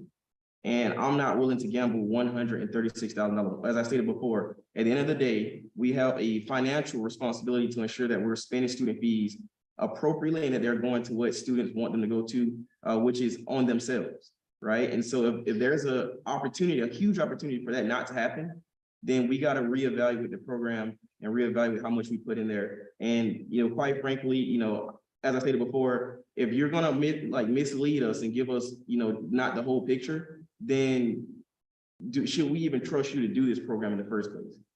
So I wanted to, like I said, I wanted to give you a chance to, you know, give your program and talk about it a little bit more. But I just found it very, like I say, deceiving for you to, you know, go about and not give us the actual numbers regarding such a huge proposal. And I think that's fair. I think that's a fair ask. I think everyone, you know, gave a very, like, they were pretty much, you know, very transparent with what they were saying, what they were stating regarding their proposals. So that was my thinking behind it. I do stand behind, you know, the action that I took. And as I stated before, this wasn't meant to serve completely as a, you know, wipe his initiative off, you know, for consideration whatsoever, right? Obviously, there's some still we can talk about. But are there any, yeah, sure. So I definitely, since talking to a lot of council members, I understood that a lot of council thinks that the proposal is too high. That's why I will be dropping it when I do the next proposal. But I also think by putting in this parameter of, you know, students signing in with their email, it does help a lot. That's how every other university does it, you know, with the emails, putting in the students in that. And then also, once again, the misleading part is just through the bigger program, the numbers that I was using is just based off Lyft's number that they got from every other university on the average they use. So it was like, that was the reason why I was showing those numbers. Okay, and what did you mean by claimed and redeemed then? I think that might have just been an issue, and that might have been my mistake. And no way I meant to say that. I can't control how many students actually use the ride, but when I talk about the bigger one, like, I'm not gonna say, yeah, 30% of students will opt into the program, and every student will use every single ride, you know, I said 30%, and then out of that 30% will be using it. So, you know, it's like it gets cut down the same way that my pilot program got cut down. Gotcha. Okay, Hanska? Right. I just want to bring up one more point about like the Bruin Safe Ride. While I really do appreciate that effort, I just want to point out that that's within a very specific boundary of like it's not extending all over LA. It's really like limited in comparison to like UCLA, Westwood, and that area. And I just want to point out that international students really hesitate sometimes from taking public transport, especially towards the evenings. One, because they have no idea about LA or their whereabouts as compared to someone who is from here. So you're basically in a new place in a random bus, and that feeling of unsafeness is like extremely, like, as students, like no one wants to feel that. And that's why I think this proposal is important just because it allows accessibility also to the entirety of LA, not just limited to like Westwood. And I think that's also really important. Like, I can just speak, like, there are students going to and from the airport almost on a daily. And then there's like people traveling anywhere else in LA. Like, you have to Uber or take a Lyft as long as you're not wanting to like take public transport just because of like reasons of unsafety. And also like regions that are slightly farther away are not the most well connected, even via public transport. Like if you're out in Malibu post a certain hour, there is like no buses, no things, no like even Ubers available. Like it gets really unsafe. So as an international student, there's an extreme lack of like safety measures, and I felt like this was one of the important proposals that would kind of bring in safety as well as like accessibility to the rest of the city. And I think that's really important to the entire international student experience to also explore LA. So I think yeah, that's all I have to say. That was just something I thought should be also brought up. Tyra? Yeah, I was texting in the chat, but I just want to let y'all know to clarify that I never said that this initiative wasn't needed and that's not important. I was simply highlighting my own personal experiences with asking for funds and allocations in regards to Kian's numbers, but also the inequalities that already exist with this program. Like I said before, I'm heavily involved, particularly in the Black Bruin community where to Hansika's point, it's not safe to walk around at night. And I know it's not safe for international students, but imagine how it feels to walk around as a Black person in Westwood, where UCPD are more likely to come up to you and treat you like shit because of the color of your skin. And so it kind of concerns me that this initiative isn't reaching marginalized communities like Black Bruins. The ASU president is on the call right now, and so he can let y'all know, like, we have not had access to this resource. I don't know any Black Bruins that have had access to this. We have a large, tight-knit community, and it's word of mouth, and people would know about this initiative if it was getting adequately outreach to our communities for the transfers as well. And so I wasn't saying that it's not needed. I know that it's important for a transfer who has a lack of access to appropriate transportation materials and resources. But I was just saying that there is already inequities that exist for transfers and Black Bruins. And so I was curious to know how other USAC members felt about that, because it seems like it's just like a few people in this conversation. I think this is a big thing to be, talking about right now. And so, yeah, Kean, you want to respond? Eliana? Thanks. I want to respond because that's an important point. And yeah, I agree. Like, kind of one-on-one is y'all be just at the very least go on Instagram and send a direct message to African Students Union. Hey, this is a thing, end up on their story, and some Black Bruins will see that saying for like, go join the DSU group me and post stuff there. So like, yeah, I think this is an important program, but those elements definitely should be added in addition to like the transparency. So like, yeah, that's a good point, Ira. And it's generally, yeah, agreed. Naomi? Yeah, okay. Can everyone folks hear me all right? Yeah, okay, cool. So yeah, definitely thinking about like what Tara said with the inequities in this project. I definitely do want to say like outreach with lifts wasn't as out there. It wasn't reaching the communities that it could have. I know, Keon, you asked to like for us to repost on our own respective like offices, but even like the My Genera page doesn't have like the amount of followers that like to like reach out to these communities, like these huge like stakeholders, like the MO space, transfer space, just multiple identities, commuter spaces that could really benefit from this resource. So I'm not sure. I know Carl brought up earlier that like other UCs that have like programs like this, they are not student fee funded. So I'm thinking like, okay, so what can we go from here? Like, can we use like the evidence that you have like from the pilot program to show it to these chancellors, to show it to like the people that could pay for it, not using student fees, to get a program implemented? Or like, what would we need to do? What would we need to show? Like, what percentages margins should we be at to get this to be a program at UCLA? So that's just what I'm thinking about now. But Kian, I really do appreciate your work on this. I know that's like what you ran on, and I really do want to recognize that and all the work that you have put into the program. But yeah, I'll just leave it up there. I know Isaac, you're watching for Sarah. Yes, I just have a few questions about the implementation of the program. So just to clarify, you said, will funding that isn't used go back into surplus, or is it lost? Oh yeah, yes. Yeah, so any funds that aren't used will hypothetically, I think, go back to surplus. You know, we only paid for the rides that are actually used.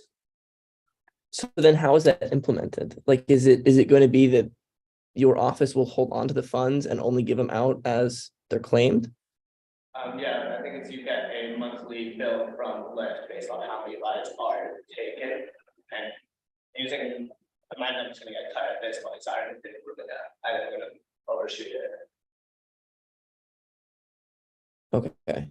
And then the other question is Lyft, or I think is it just Lyft? Yeah. Or is it, okay, is Lyft offering a discount, or is it just essentially a subsidy by USAC for rides? The Lyft has a policy that they don't subsidize, but through this, that we're subsidized by $7, it's enough for students to be able to get around, Westwood, around here safely. Okay, thank you. Alicia?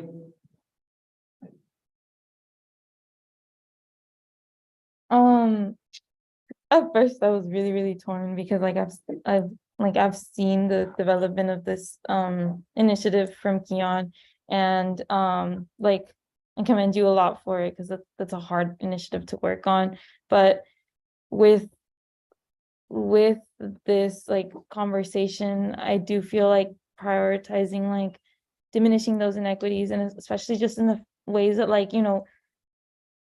students of color and students within the MOs are not getting serviced because of many issues, especially those surrounding CPO, the withholding of checks, et cetera, and even to more marginalized degrees, with transfer students, formerly incarcerated students, students with dependents, et cetera, especially a lot of those very, very vulnerable communities that the TSR office houses.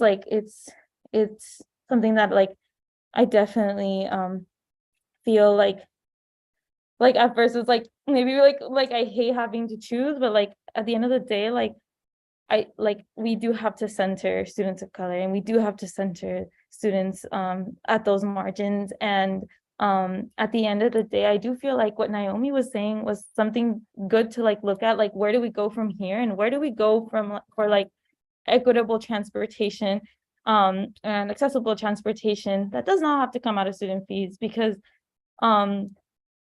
more pressing issues, which are those that affect these vulnerable students, have to be addressed first before we make programs for I guess all students, which does not I don't know how to frame this, but there should be a priority, and there should be a focus and a center of those who have historically been underrepresented and historically been abused by this campus.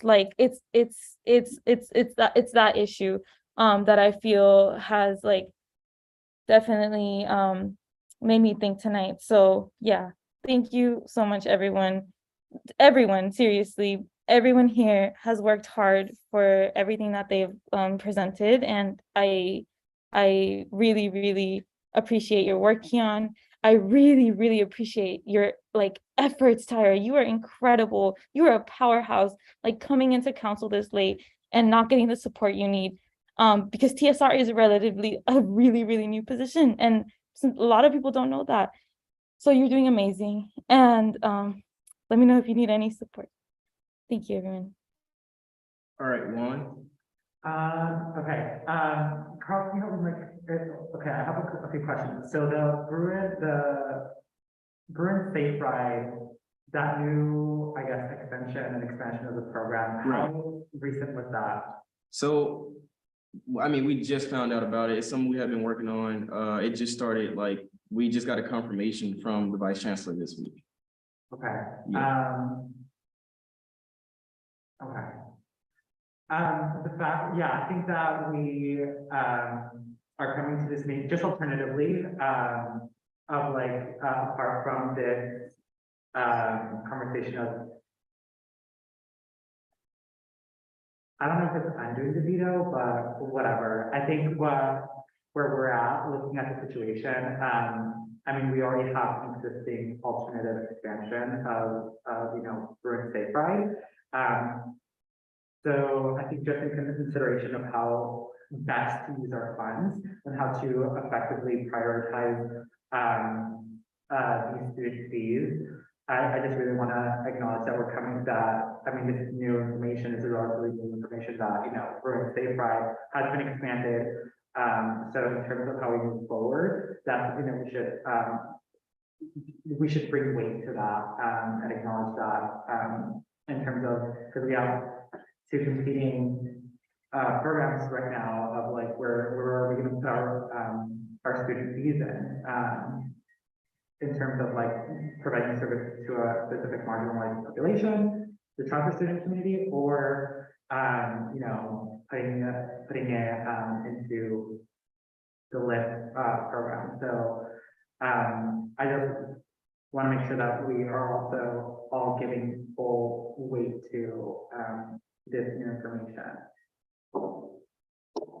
Thank you, Juan. Keon? Yes, I want to address a couple points. So hopefully I do get, you know, money for my program. I want to work with every single member of council to hopefully get this out to every community. You know, I did post on my Instagram, a lot of other council members posted on theirs, UCLA posted it, resource center. But like, agreed, like we could get it to more communities. That's something I'm working on. That's something that I'll be able to with this future expansion program. Then hopefully with this, you know, the next hopefully 4 months of using these rides, you know, it builds a nice, even bigger pilot program on a larger scale of the university scale of all the students that we can take to administration and say, oh, here's this. You know, I had 300 students sign on and give me a testimony of what we had, you know, a lot more, and we can take it to administration and hopefully get it institutionalized, like a lot of other things happen on it. So that's how I sort of saw it like this, where for these, we can do it for this portion of time, and then hopefully, you know, university content helps us back in so that, you know, we can have this like many other schools have. Yeah, I'll just say one final thing and then we'll move on to the presentation. I just wanted to say some stats, right? Because I feel like ultimately this is going to affect the Safe Ride thing, which, you know, we're not paying for. You know, USAC doesn't have to pay for this. Administration is paying for this, okay? So Safe Ride has an average of about 595 weekly users. This specifically was in January. The Lyft rides that Keon presented when he finally, you know, forked over the information once I asked him, the max was the max was 112, right? That was the biggest week of this, which means that costs about $784, right? Because it's like $7 a ride. And so to do that for a quarter would be, you know, about $7,840, which I guess that's not decent, but that's not $130,000. Secondly, I think that this proposal now, you know, after we got the information that is not as successful as we thought it would be, it's going to affect few other things. Like Vice Chancellor Michael Beck is probably going to ask me, well, Carl, why do you guys want us to pay for expanding Bruin Safe Ride when you have this Uber thing that gives you $7 off? And as I said before, you know, Bruin Safe Ride is free. We're not paying for that. Administration is paying for it. We can put more resources into expanding this. I'm not saying financially, right? Because we shouldn't have to pay for this, right? It's not completely on us to keep our students safe. UCLA should work on that as well. And that's what I went to the chancellor and talked about. And that's why they've expanded it, and this is going to continue. So I'm not comfortable, honestly, with putting money towards this. If y'all want to, that's fine. Definitely 130,000 is a gamble. It's ridiculous. There's no control measures. There's no like solid plan to make this happen. But as I stated before, you know, a lot of these questions weren't asked because it seems like everyone was more, you know, pressed on, you know, their initiatives and trying to get their stuff passed last week. So we can go to the initiative and talk about it. Yeah, can you make it fast so we can get to the initiative? Yeah. So you said that like the number, so but the future program, it will be on a much larger scale. We will be able to give it to many more students. So numbers of many more students will be able to use it. You know, this is only on a weekend. We can only give out 250 codes. So once again, this is not an alternative to Bruin Safe Ride. It's just an option for students that maybe want to go outside of Westwood, come back from outside of Westwood. Let's say you're, you know, on the other side of Wilshire. How do you get back? Bruin Safe Ride doesn't go there. So it's just more option for students to feel safe. I believe that I do have a solid plan because I have had all these hours with Lyft. I brought a pilot program. I showed the students who like it. And based off that, I think that this is a program that we should have. I think I'm gonna end it there. Okay. Well, thank you. Yeah.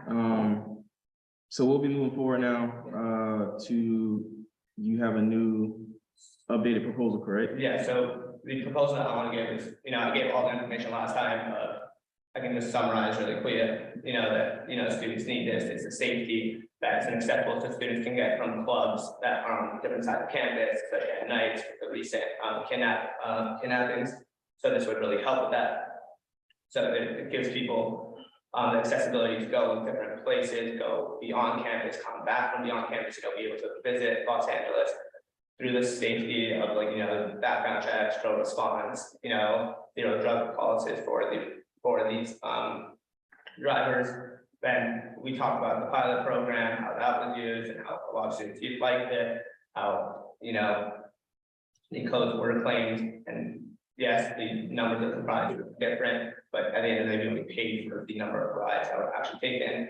I showed tons of student testimonials that are needed. Over 300 students signed on to a statement saying that they would want this. Students saying that although UCLA is safe, but they need to be able to get around.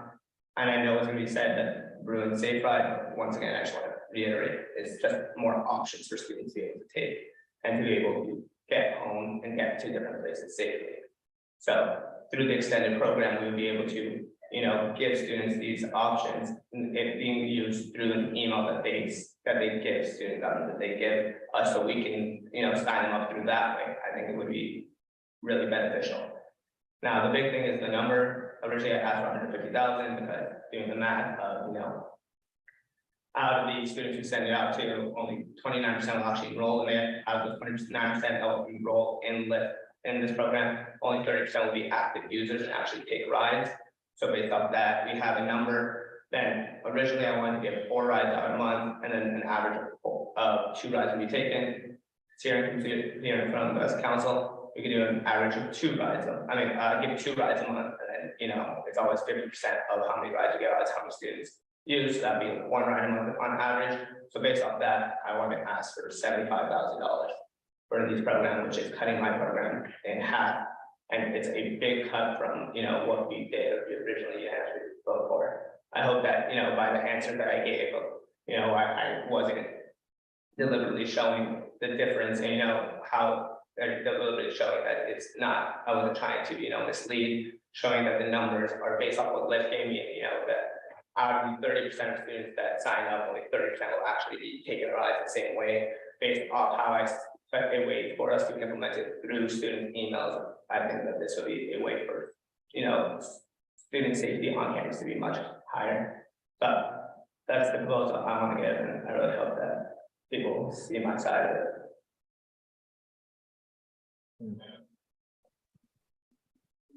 Okay, thank you.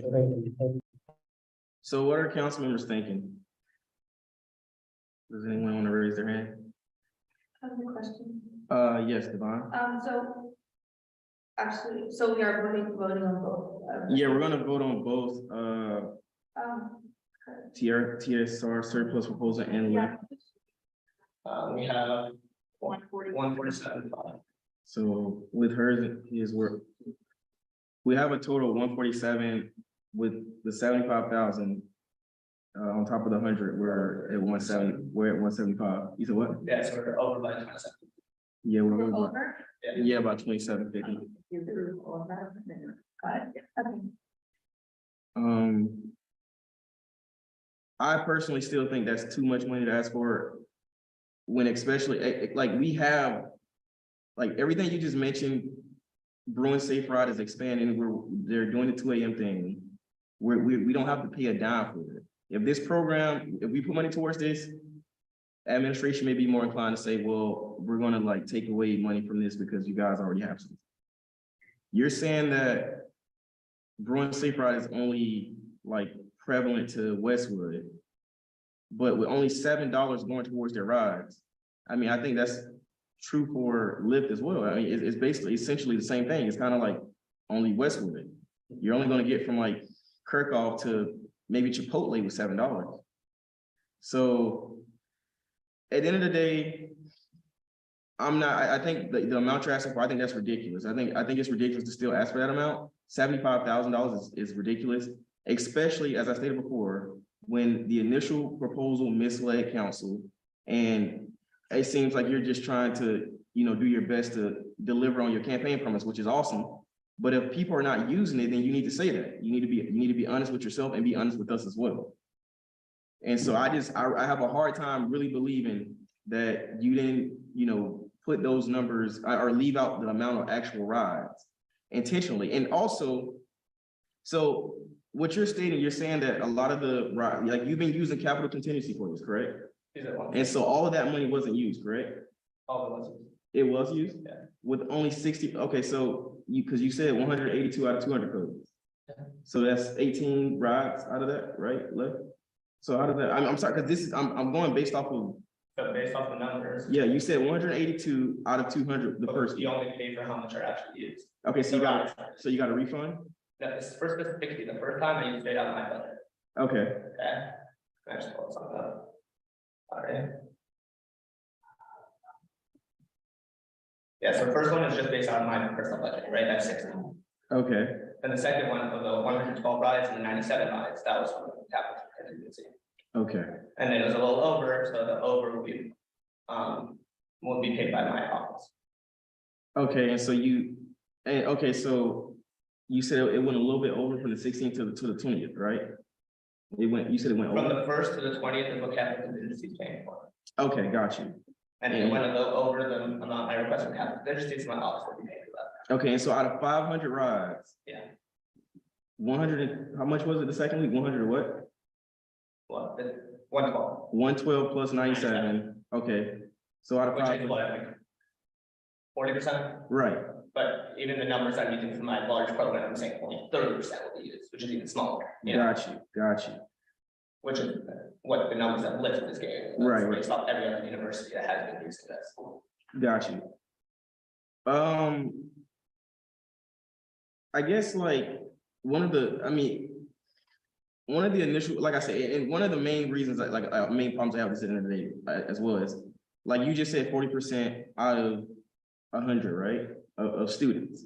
Yeah. But that's us assuming that it's students, because we don't know. I mean, you know how many people visit Westwood? You know how many people go to Rocco's and Barney's and stuff? Like, you just put this discount code out there for anyone to use. And the expanded program, based off of the concerns that you gave me, other council members gave me, I talked to Justin to figure out a way to hopefully implement it. And By using UCLA EDU, correct? right, Exactly. And we're only going to be marketing, undergraduate students, same way that any other office, targets undergraduate students. No one checks at the door at any of our events, hey, what are you? Hey, are you graduates? We market for undergraduate students and they're the ones who show up. Right. And this is the way that Jeff's gonna be thought about it. We said, okay, what can we do? She was in support of this. Yeah. I mean, you're right. Yeah, no one checks at our doors to make sure that, people are, I guess, go to this school or not. But I doubt that there's gonna be like random people just coming in, to Kirkhoff to attend a workshop on, building friendship bracelets. But I do think that a lot of people are going to utilize the Lyft thing at the end of the day, like people who aren't students. Juan? Wait, who? I just have a question. So you're going to issue, people can request codes, but only using their UCLA email. So it's not gonna be the code system, it's gonna be an opt system. Right. Yes.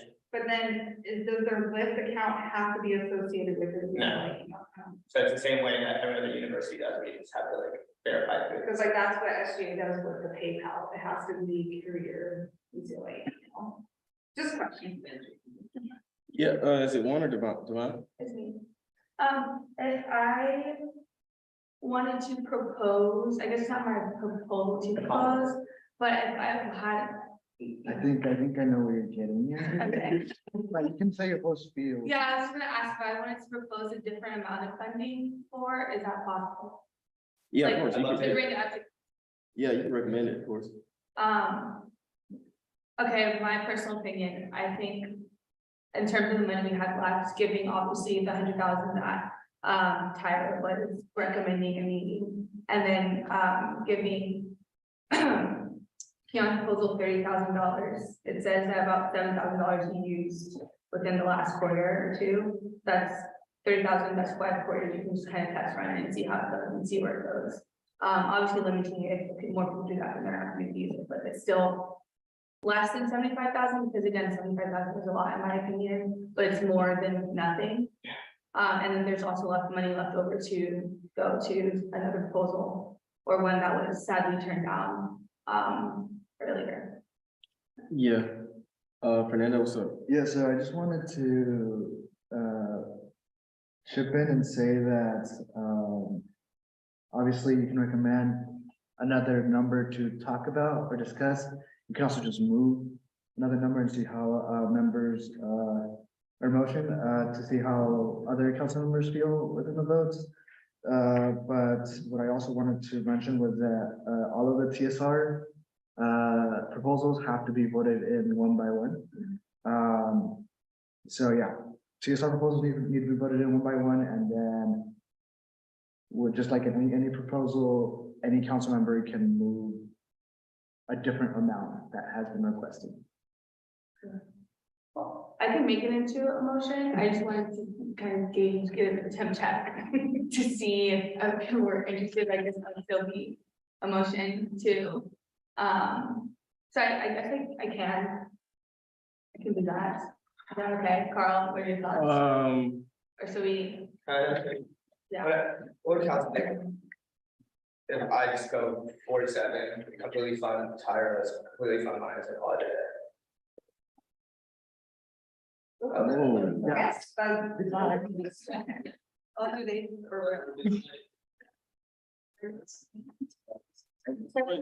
Hey, what am I? I'm telling you, like, all right, we about to hurry up. Hey, Naomi. It's kind of hard to hear, kind of seconding what Tara said in the chat. So did you say $47,000? Is that what we're kind of motioning for? 47,500, which would fund both mine and Tyra's proposal. Okay.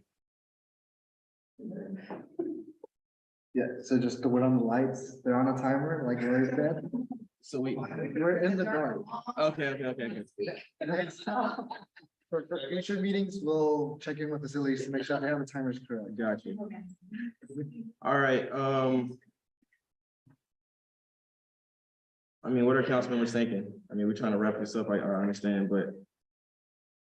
Well, I mean, the money's not gonna go somewhere else, right? It seems like all of the proposals are done, so. Like, it would only go back to the endowment if we. Like, didn't fund the 47,500, right? It wouldn't go to the endowment, it'd just be surplus still, like, there's no, right there. Yeah, it would be surplus still available for the year for more proposals. Yeah. I feel like maybe we should give him like, maybe a small amount and just kind of let it, see what he does with that. If he's able to build a good, like some solid control measures so that undergraduate students are the only ones using it. And, being truthful with his numbers, not misleading council. And then obviously that the rest of that surplus, will be there in an event that he can, come and be like, hey, I did this much. These are the numbers, like, let's go forward. Naomi? Not gonna lie, I feel like 47,000 is still like a big number just from my perspective, like compared to like our budgets that we've gotten like for just like gen reps as a whole. But I was wondering, I'm recognizing that this is very late in the game, but me and Sarah were talking about maybe making a proposal that would be ready next week. But to just give a brief overview, it would be like similar to Books for Bruins, but for commuters with parking permits now that they have on the One Bill initiative. So giving a little bit of funds to help subsidize those costs as those costs have been increasing. So we were thinking about doing that, but we would make a formal proposal next week to present to y'all. But I just didn't know what kind of, I would probably be around the 10,000 range. So just saying that, to throw that out there. So if y'all are thinking of giving a less number, just let me know. Tyra? I just want to clarify the numbers that people are throwing out. So I can't really hear. I don't know if it's my laptop or what, but like I heard Naomi's numbers, but I didn't hear the ones in person. Could you repeat what Divine had said? Divine said 30,000, Naomi just said 10,000, and Keon was just saying that he can get 47,000. Out of how much was the budget when both go back in? It is 147.5. Okay. Yeah, go ahead. Yeah, so I think, I came in asking for 150 originally last week. I got approved for 130. I'm coming down all the way to 47,000. I think I've met a lot of the concerns. I think that at this point, I would love to be able to, run this program. I have been working so hard for it for the past 6 months to get this. I think I've come far and made this pilot program to show the students like it's shown that it's been working. So I would just request that, the 47 that I get approved, please. I mean, we can do a vote, if you're asking for 47,000, I know some council members aren't comfortable giving you that much. I'm specifically not comfortable.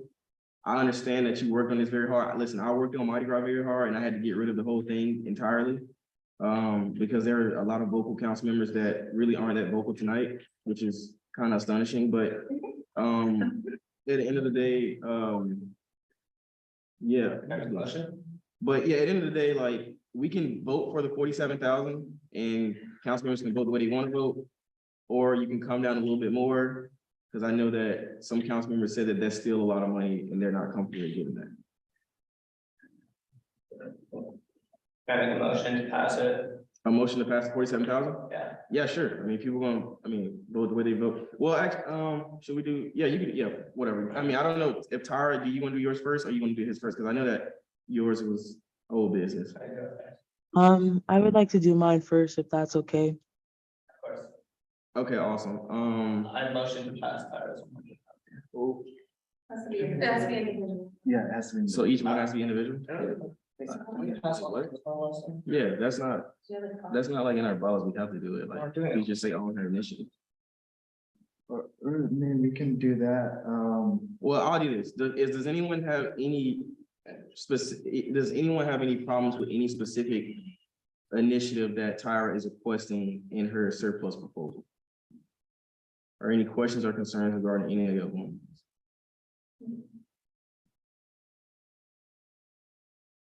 No concerns, no questions?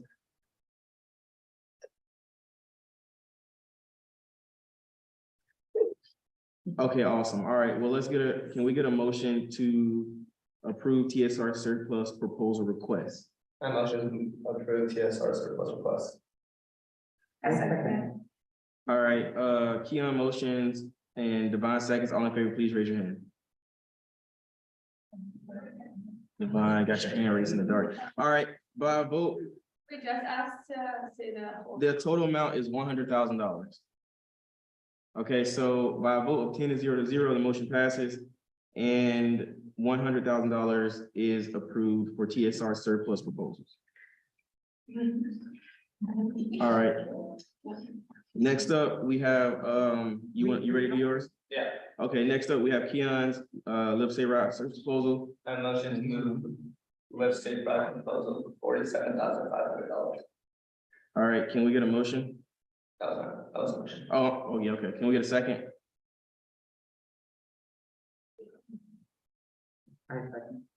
Okay, Keon motion, 1 second. All in favor, please raise your hand.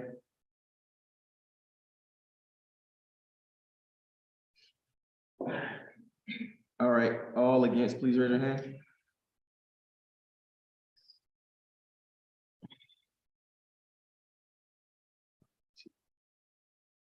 And then all abstaining, please raise your hand.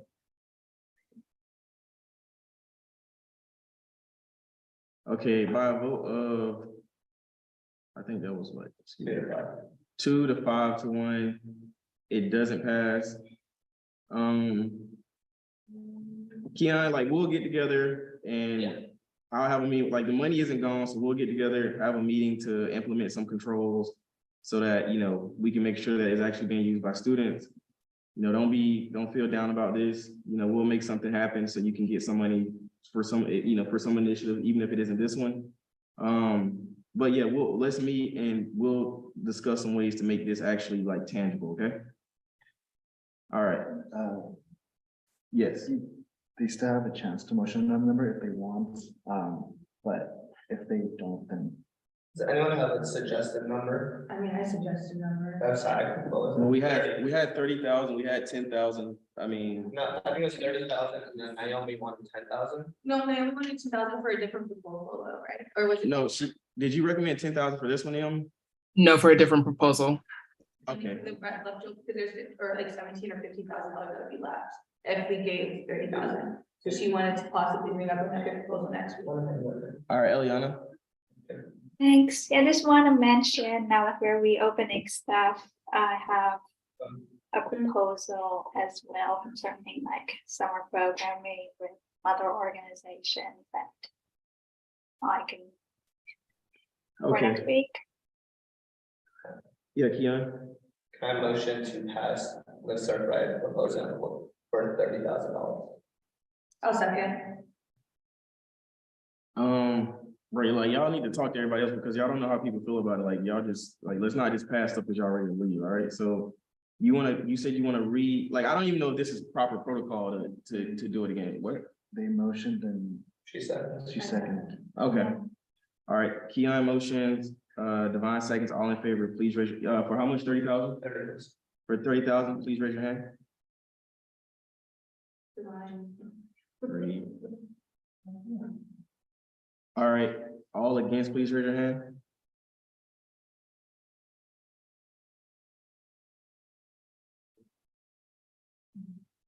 All right, That's it. and that's 6, okay, and all abstaining, please raise your hand. All right, by a vote of 4 to 6, 0, it doesn't pass. Listen, and as I said before, like, that's why I'm saying, like, let's not try to rush stuff. We'll talk, we'll get together, we'll figure out something to make this more feasible and that's something that works, okay? Yeah. All right, with that, I join this meeting at 10:49 PM, okay?